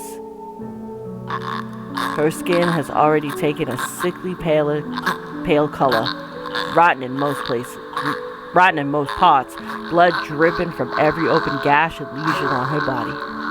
Bony hands grip Hannah's neck like a noose, staining the skin beneath a vibrant shade of scarlet. Nothing but malice fills the gleam in her eyes. A scream ripples through the air. My whole body feels distant. Every limb heavy with lead, all unable to move at will. Not even so I can wipe the beads of sweat forming at my temple. The rasping of my breath easily fills the room in the wee hours while I force it back into a steady rhythm. There's a tightness in my chest I can't shake off. My heart pounding against it as if it was about to burst. Something cold has settled in my legs. Not the usual chill that comes and goes with the passing breeze from the window, but one strong enough to sting, shackle, and leave a frigid sensation creeping up my skin. And with every struggle I make, the pressure winds firmly around my legs. Tighter, and tighter, and tighter, until it becomes too much. My heart stops. Another draft sweeps into the room and brings with it the iron tang of blood. Thick, suffocating, filling my nose with a foul, sickening smell as I shift my gaze downwards, and it slowly comes into view.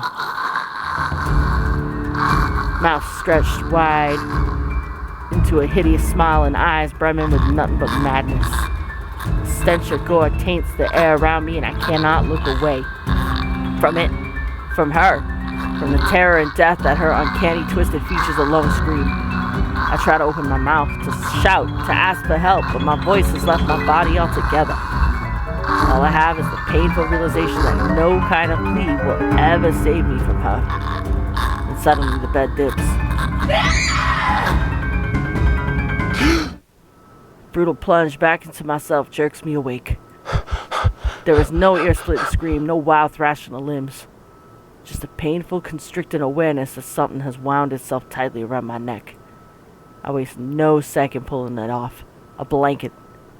But allow myself a few minutes to steady my breathing before getting off the bed. Inhale, hold, exhale. 1 step, 2 steps, 3. But the dreams have gotten worse. Ever since 2 days ago, no longer are they the small cursory flashes that I'm used to, but vivid ones that linger.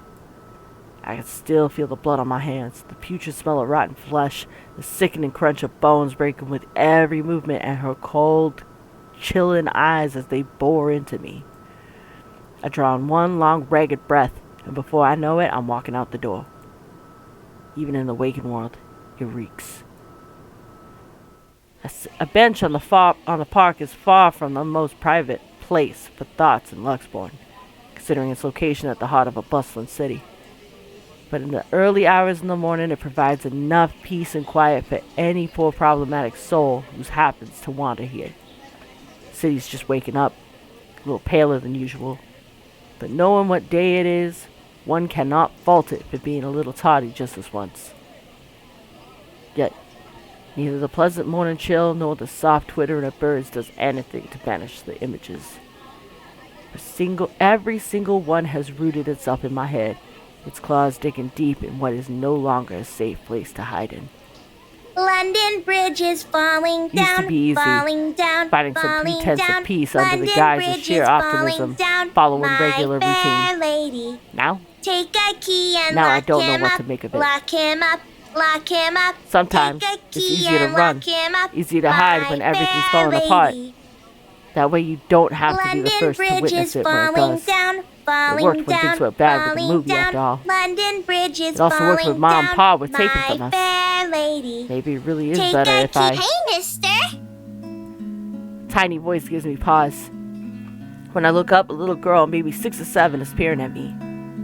2 wide eyes overflowing with what can only be the natural curiosity one typically sees in children. I vaguely note the St. Goretti uniform she's wearing before returning her greeting. Hey kid. Kylie. Kylie? That's my name. Mama said it's rude not to call people by their names. Yeah, well, you called me Mister, so... Jen flops down on the empty space beside me. Her little legs still too short to touch the ground, swing in tune with a song she hums under her breath. I don't mind kids. Nana would often invite the ones in our old neighborhood to give them treats. Of course, by then, Sis and I were too old to play with them. But you get used to the commotion eventually. Not completely as unpleasant as most people would imply. Kylie seems to be a well-behaved kid anyway. Oh, sorry. Nice to meet you, Kylie. Is Mama here? No, but my big brother's with me. He's taking pictures with his camera over there. She points to the far end of the park, the one closest to the street where kids taking shots of something above him. It doesn't look to be birds because all there is on that side of the park are buildings. I don't see what's so interesting with the tip of a building, though. I'd take pictures of dogs if I were him. They're cuter. Do you have a camera too, mister? Yeah, I'm actually a photographer. Mama said I'm too young to get a camera. I'm sure your mama will eventually give you one. But won't you be late for school like this? Big brother will get us there on time. Rowan promised Papa. We aren't going to be late. It's sports day. So it's not good if you keep looking like that today. If it ends up raining and we lose, it's your fault. All right, I'll try not to upset the clouds today, kid. Is it because you're sick, mister? Before I know it, a smile is spread over my face. They say kids ask the toughest questions sometimes, and they sure do with how sincere Kylie looks. Lying feels like doing her a huge disservice. No, not sick. Just having a very, very bad day. Why is that? Is that like when my big brother ate all of my pudding? He did that once and then cried. It wasn't very nice of him. Yeah, I think so. You see, there's this mean girl. She's given my friends and I a lot of trouble. Hard to keep up when things are like that, you know? Especially when you can't do anything. It's kind of scary. Makes you wish things will just stay as peaceful as they used to be. Maybe she just wants to be friends with you? I highly doubt that. She already hurt one of my friends. What if she's just sad? Or maybe she just wants help. That's what happened with Melody. I let her borrow my crayon when she left hers. Now we're playmates. It's not really the same thing, Kylie. What she did, they're pretty bad things. I still think there's another reason. Did you try talking to her? That's what Mama said I should do. I don't think that'll work either. You haven't even tried yet. You sound like Rowan. You're just scared, mister. That strikes a chord.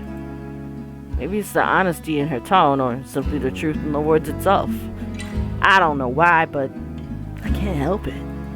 I laugh, loud enough to disturb an elderly couple taking a leisurely walk nearby. Why are you laughing? That's nothing. You're a really smart kid, you know that? That's what I've been doing, ain't it? Go full speed ahead, then backtrack when the going gets tough. Stay in my safe zone because that's what I know. Once Dr. Navarro said I should be the first one willing to deal with my problems before anyone else.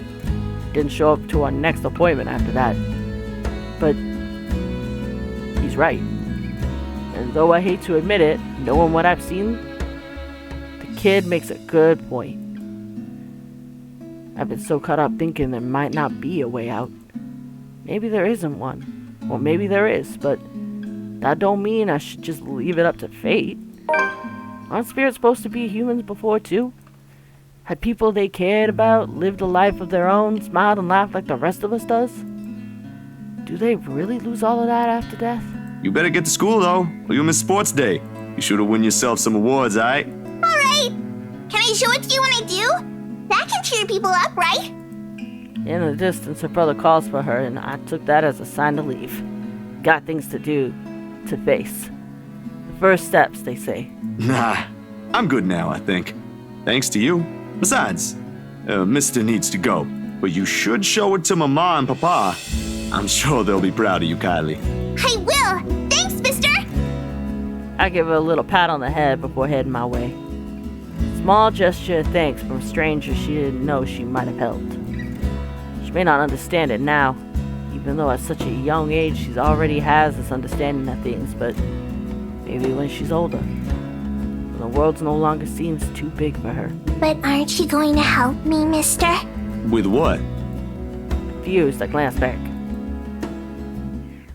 Whatever cheer or little talk brought has vanished under the shadow, suddenly dancing in my eyes. This frigid air is most definitely not how the morning chill should feel like. Bitter, stinging, unwelcoming. And the kid. What do you think, mister? Are you going to help me? What do you want from us? The response never comes, however. Because when I blink, gone. Hello? Mister? Are you okay? For several passing seconds, I let my stare linger on her face, waiting for any sign of another change. But all that remains in there is a carefree smile of a child. None of the spite, none of the cold, bloody smile. Nothing. I really need to go, Kylie. It was nice meeting you. See you again, mister! I break into a run. I don't look back, not even as I bump into a couple of passerbys as soon as I'm out on the busy streets. Going insane, this is what it is. And if we don't do something soon, we all will be. The tremors follow me even as I get home. I had hoped a little stroll around the block for a few hours would help. Instead, I'm assaulted with more images of her. Her smile, the loathing in her eyes, the stench of gore, the horrid crunch that comes with every movement she makes. Even old memories have been sullied by her, and my song no longer sounds as sweet as it was meant to do. In the end, all I got is a sinking feeling I will never be rid of her image, and another ridiculous idea that may or may not even work. The sun's already hanging low on the horizon when I make it back. And for the first time, coming home feels more like a chore. Only I didn't arrive to an empty room. Because as soon as I open the door, I am greeted by none other than... Sup, Z-Man? I told you we should have called him before going here. It's fine. It is Ashton I see first, sitting comfortably on my couch, munching on a bag of chips with both feet propped atop the coffee table. Whatever proverbial stone has made a home in the pit of my stomach automatically flies right out the window at the sight of him. But before any exasperation can set in, my attention is taken by the other occupant in the room. Isabella perches on the only chair in the room, attempting to make herself smaller. Seems from how closely she's hugging her arms against her. Nevertheless, she gives me a small smile when she notices my stare. Yet somehow there ain't any warmth in it like it is supposed to. Hey, Zach. Sorry we just barged in here. Ash was... Relax. Z-Man gave me a copy of the key himself. Only after you broke the 13th one? I can't keep replacing them every time you think it'd be a good idea to break into my apartment. And stop calling me Z-Man! I didn't break anything this time. Ash, just because I gave you a key doesn't mean you can just stroll in here whenever you want to. And, hey, is that my... Ash smirks at me because of course he has the gall to smirk knowing what he did. He pops in what's very likely the last piece of chip into his mouth, folds the wrapper neatly on the table before tossing it in the nearby trash. From her chair, Isabella shoots me an apologetic smile as soon as the foil hits the waste bin with a dull thunk. Common sense dictates that I should be angry. But after everything, having something normal play out in front of me, no matter how childish their antics can get, can't bring myself to muster even a tidbit of it. Behind me, the television starts blaring the music for the end credits of a movie. They've likely been here waiting for a while if Ash has gotten impatient enough to rummage through my cupboards and watch something. Of course he eats all of it. You know, I was saving that for the weekend. Did you at least share some with Bella? Don't worry about it. I'm good, Zach. Really? It's free food, you know. What was that you usually say? You don't say no to free food. What happened? No, I'm just not hungry. Ash only shrugs at the question in my eyes. Can't be the only one who finds this vibe she's giving off to be odd. The guy has no doubt already caught wind of it. Aye. But if you want something, just say so. I've got a fully restocked pantry right here at your disposal. Still not a 5-star level thing, but for an empty stomach, it'd do. Just say the word. Thanks, Zach. Maybe next time. Food is not really what we came here for. Ash, he's the one who... She casts a brief glance at Ash. In an instant, he sits up. Every trace of amusement's gone from his face as he clasps his hands in front of him and leans forward. A minuscule gesture meant to ease. Yet the grim expression on him tells a different story altogether. Alright, you two, what's this about? I don't like those looks. What I said was weird, I'm aware of that. But I'm not taking it back. Isabella's not the only one here who's seen it. Short but tense pause follows. They're both stalling. Under normal circumstances, I'd wait. With these two, the more you force it, the more they'll clamp down on it. But as a handful of seconds continue to slip by, the unsettling feeling in me also grows with it. Soon it turns into impatience. Before I can demand a response, though, one of them finally speaks up. It's Ashton who breaks it first. I'm not asking you to. No, you're right. There really are some odd things going on here lately. How is everything with you lately, Zach? Hold on, Ash. Both of you. Did I just hear you say that? Is this why Isabella's here? Has something happened? Calm down, we're just here to check on things. So, did you meet Andrew about the photos? What photographs? Said photos have been sitting untouched since the day I dumped them in my drawer. Isabella goes very still when I hand her the small stack. To her credit, she does not flinch like I'm expecting her to, and flips through each one in silence. But while her eyes remain strangely calm, her hands have gone rigid and her mouth has set into a thin line. She, out of all people, understands what this means. In hindsight, she should have been the one I approached before Ash. What did Andrew say about them? It could be one, but there's no guarantee it's a supernatural thing. It doesn't always happen. So, that's a dead end right there. Now that I think about it, bothering that guy for this feels pretty silly now. But with the dreams lately... That's all? Did he say anything about the damn letter at all? Did you ask him even? Pause, glancing at him skeptically. I don't know where this sudden curiosity is coming from. But if Ashton, calm, cool, collected, always logical Ashton, takes interest in this something, or someone must have takes interest in this, something or someone must have fucked shit up somewhere. Or the world's ended. Seconds pass. The apocalypse I'm expecting to go along with it doesn't arrive, however. Yeah, that's really everything.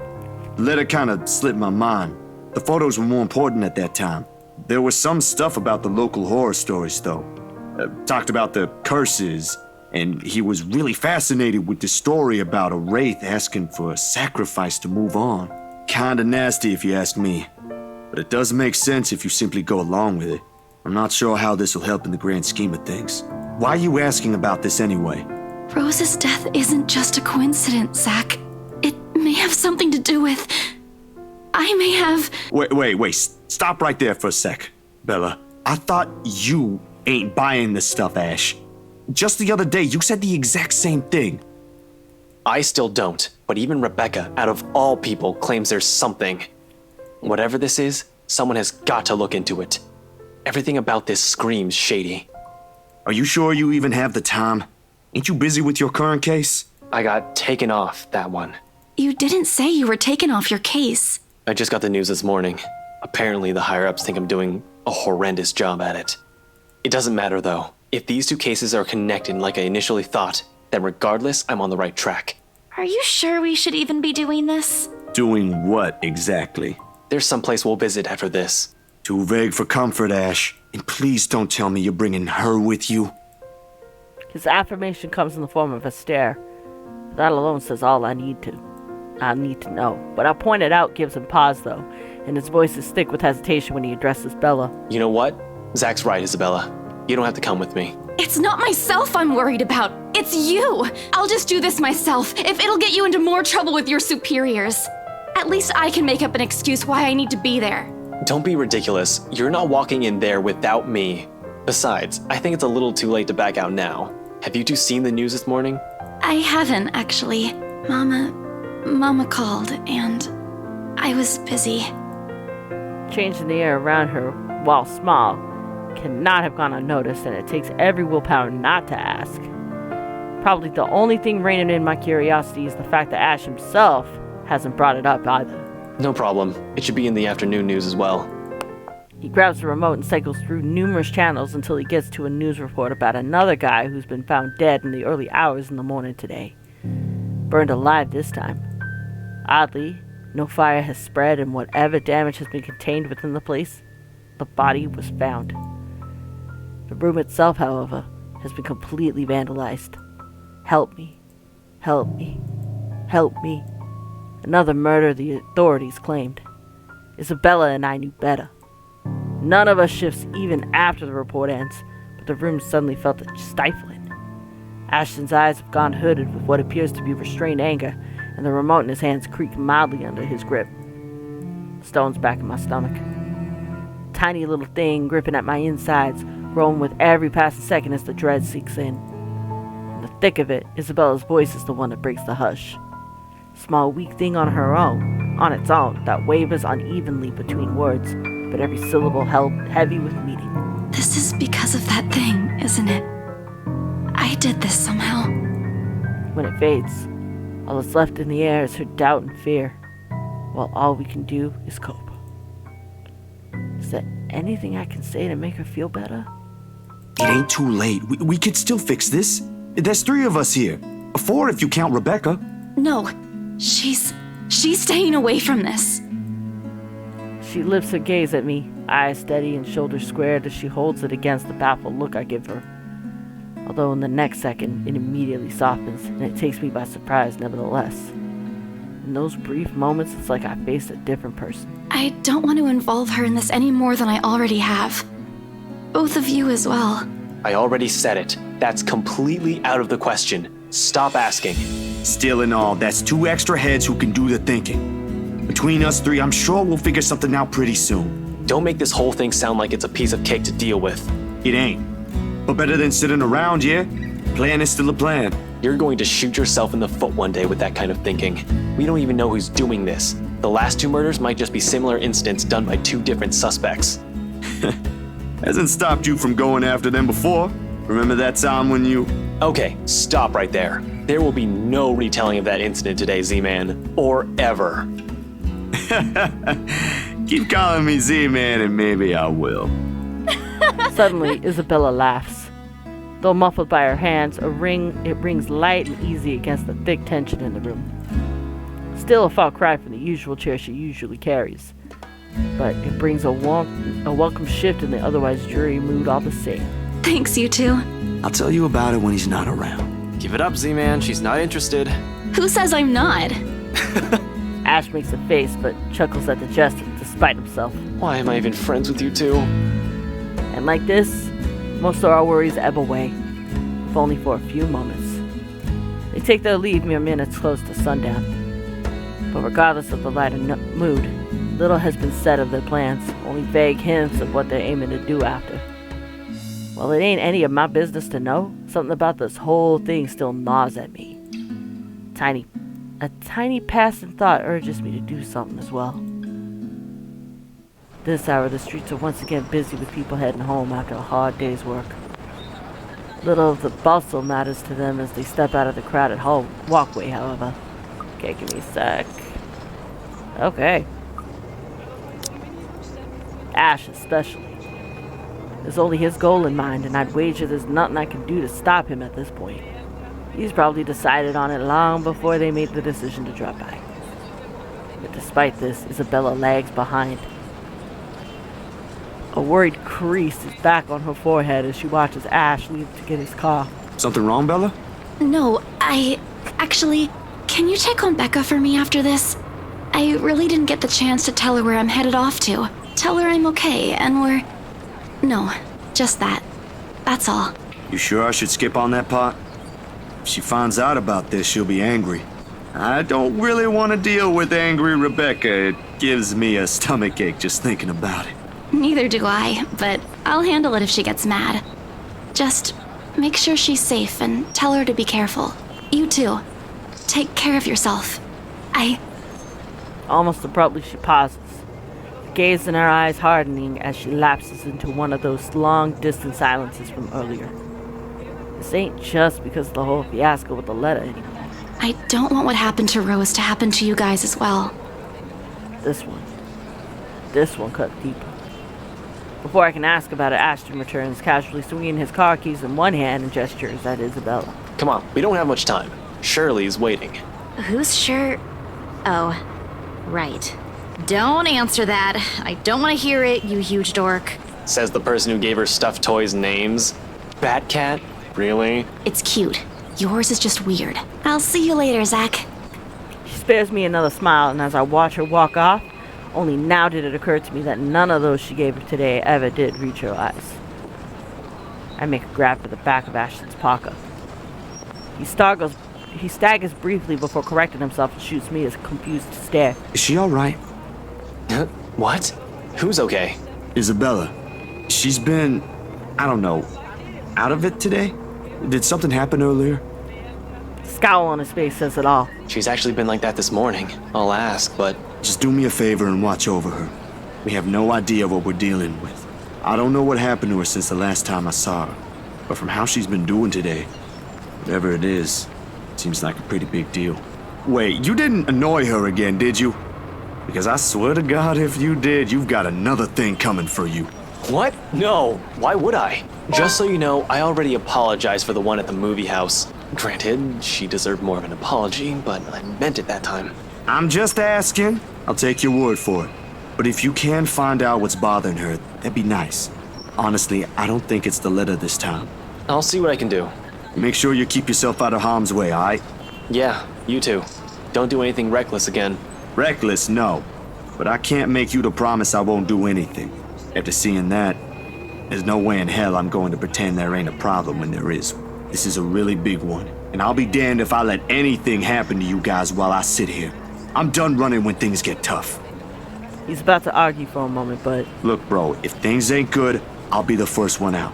But allow me this one thing, alright? Just this one time. If it doesn't work out, you'll be the first one to know. You can laugh then, or berate me all you want. But please don't ask me to step aside like I'm incapable of doing anything to help. I have no idea if it's the look in my face or the tone of my voice. Ultimately, although his mouth presses into a thin line, he nods. All right. Stay safe, Zach.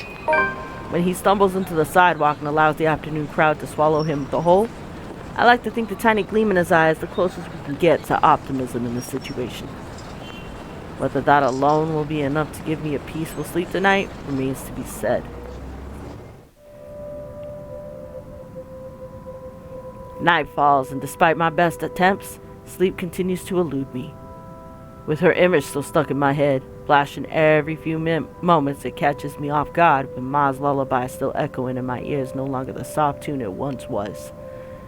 And the terrible gnawing pit at the pit of my stomach, it's no wonder I can't bring myself to drift off even for a little while. And it's not as if there's a complete lack of things to do while waiting for sleep to come, if it ever will.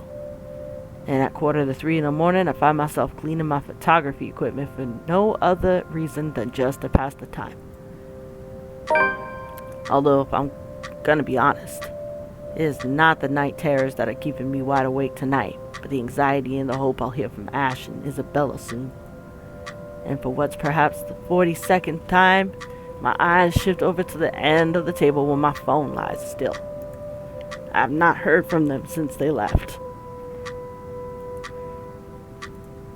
They haven't promised to call, of course, but a small part of me wishes they would have the common sense at the very least. Waiting is a tough game, and with the concerns stretching out the minutes longer than usual, it's impossible for most unpleasant thoughts not to enter my mind. Moreover, it does not help that when the clock finally strikes 3, my hand stills. It'll be a complete and utter lie to say my heart doesn't leap straight to my throat in that brief second. My whole body's gone motionless, ears straining for any further sounds. A couple of tense seconds pass. Nothing. Of course, with how old the building I'm staying in, power fluctuations ain't anything new.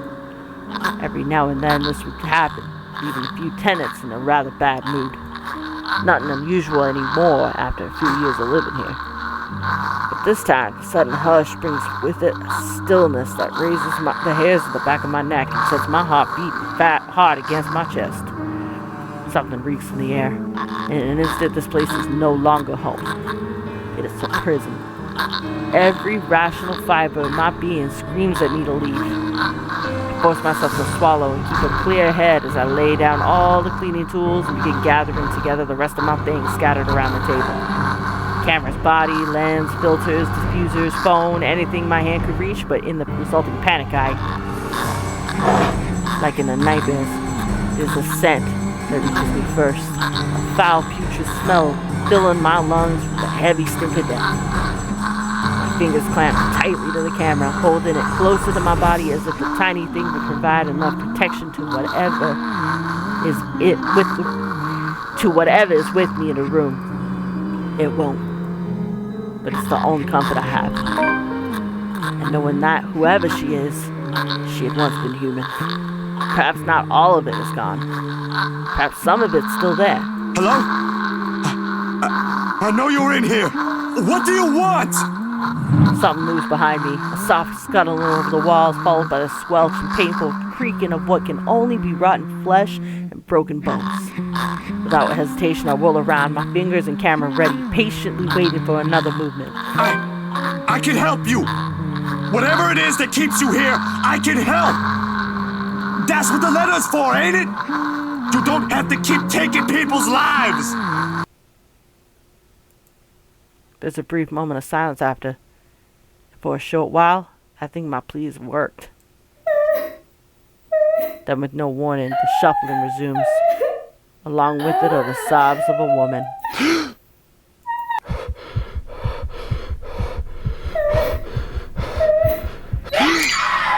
Got her!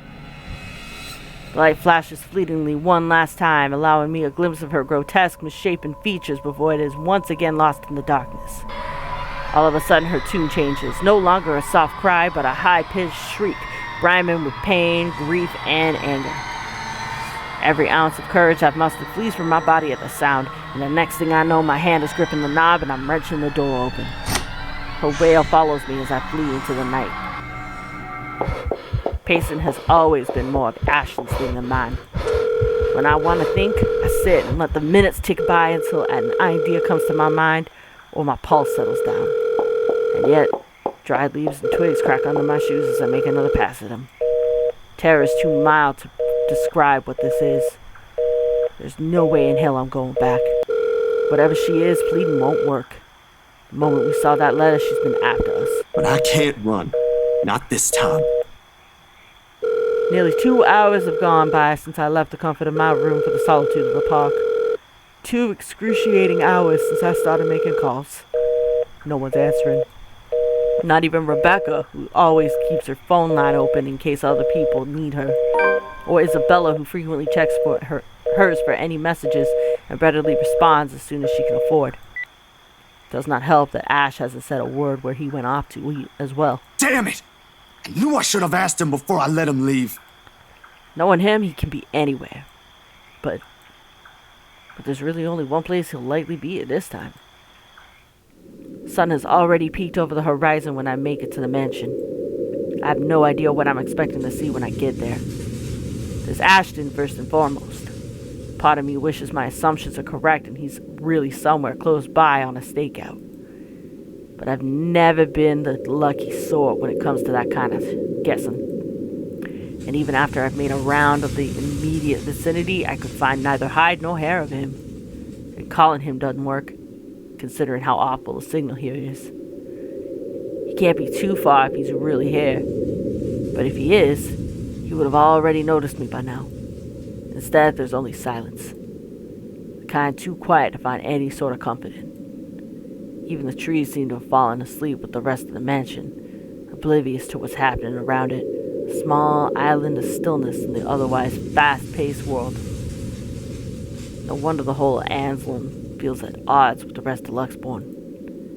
While the city is alive, growing every minute, breathing every second, and pulsating with life, the village remains unmoving, unchanging. It's not surprising the legends still live up to this day, and why she's still here, walking its hollowed halls. And beyond me, the mansion looms ominously. And now ain't the time for fear.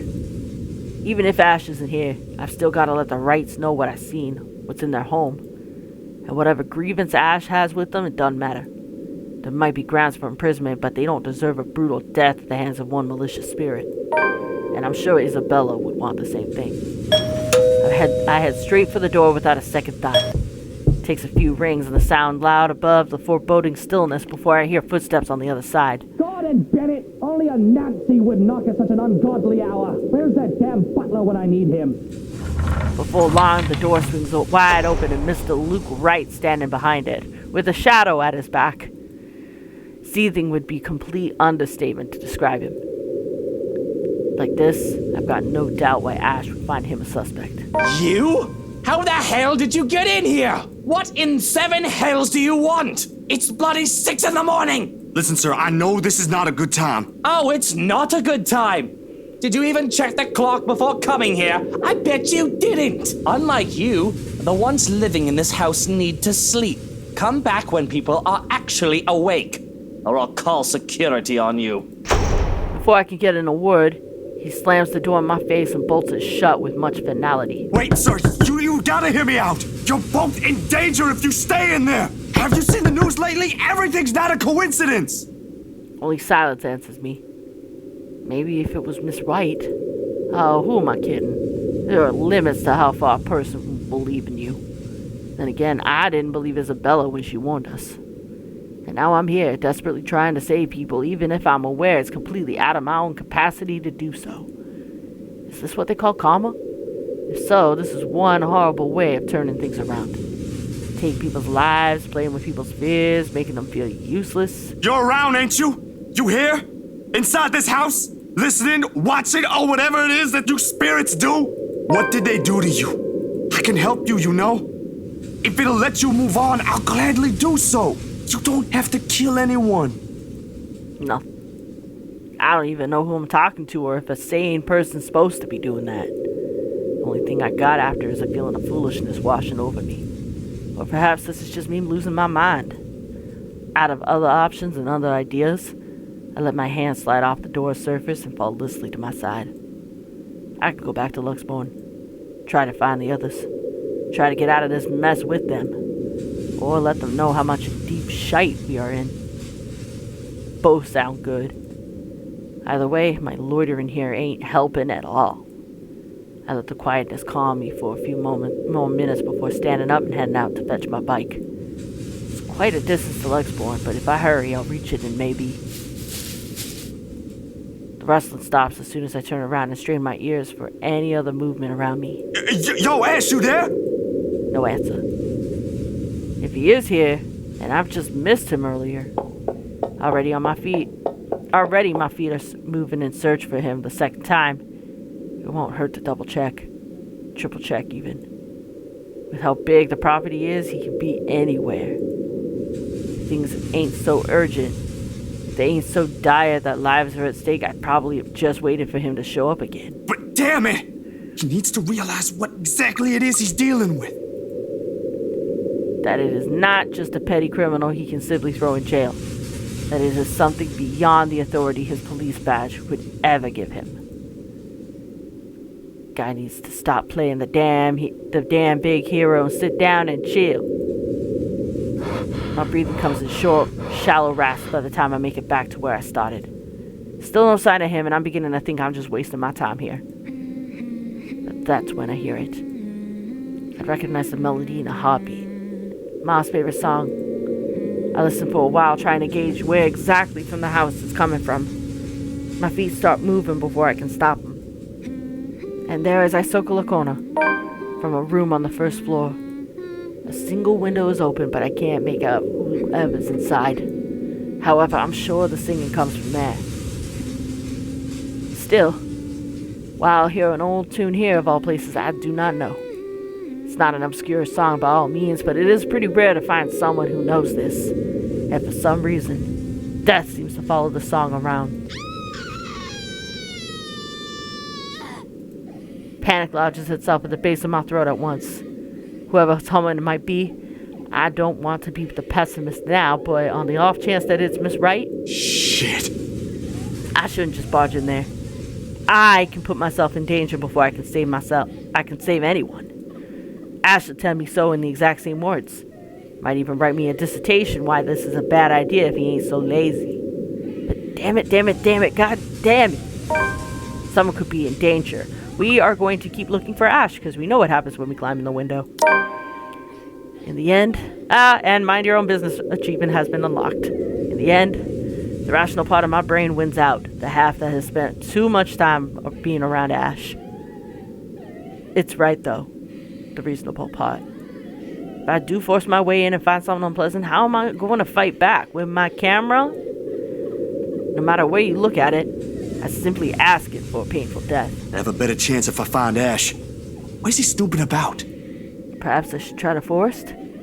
Make a round further into the gardens? Not a sound plan, but it's better than nothing. The woman's soft sobs have subsided now by some means. Almost inaudible. To the point where I'm wondering if I truly heard what I heard. Didn't get to dwell much on it though, because right in that moment my phone rings. Sharp note piercing through the thick quietude. I clamp a hand over it, press the button before the speakers are close to my ear. Are you? I only caught the tail end of the person screaming on the other side, but I know the voice well enough. What was that, Ash? Could you repeat that? Signal's shitty here. I asked, where are you? Hell, Zach, I've been calling your number for a good 20 minutes now. What kind of shithole did you get into? Good morning to you, too. I should be asking you that question. I've been looking all over the mansion for you. I thought you'd be... What mansion? Do I really need to answer that? Why are you even... No, wait. Just get your ass here at Isabella's place, and hurry. I shift my gaze into the mansion, specifically at the window I heard the cries from. There's nothing of it now. Not even echoes. How urgent is this? Pressing enough for you to stop asking questions and get yourself here. Please, Zach. That gives me pause. It's a rare thing for him to take on that note. I'll be there in a few. An hour or two, tops. Thanks. I'll see you. I rush back to my bike as soon as the call ends. Without another look, I leave the mansion, along with its haunted memories, melodies, and grim echoes behind. There are more important things than my own curiosity and impulses.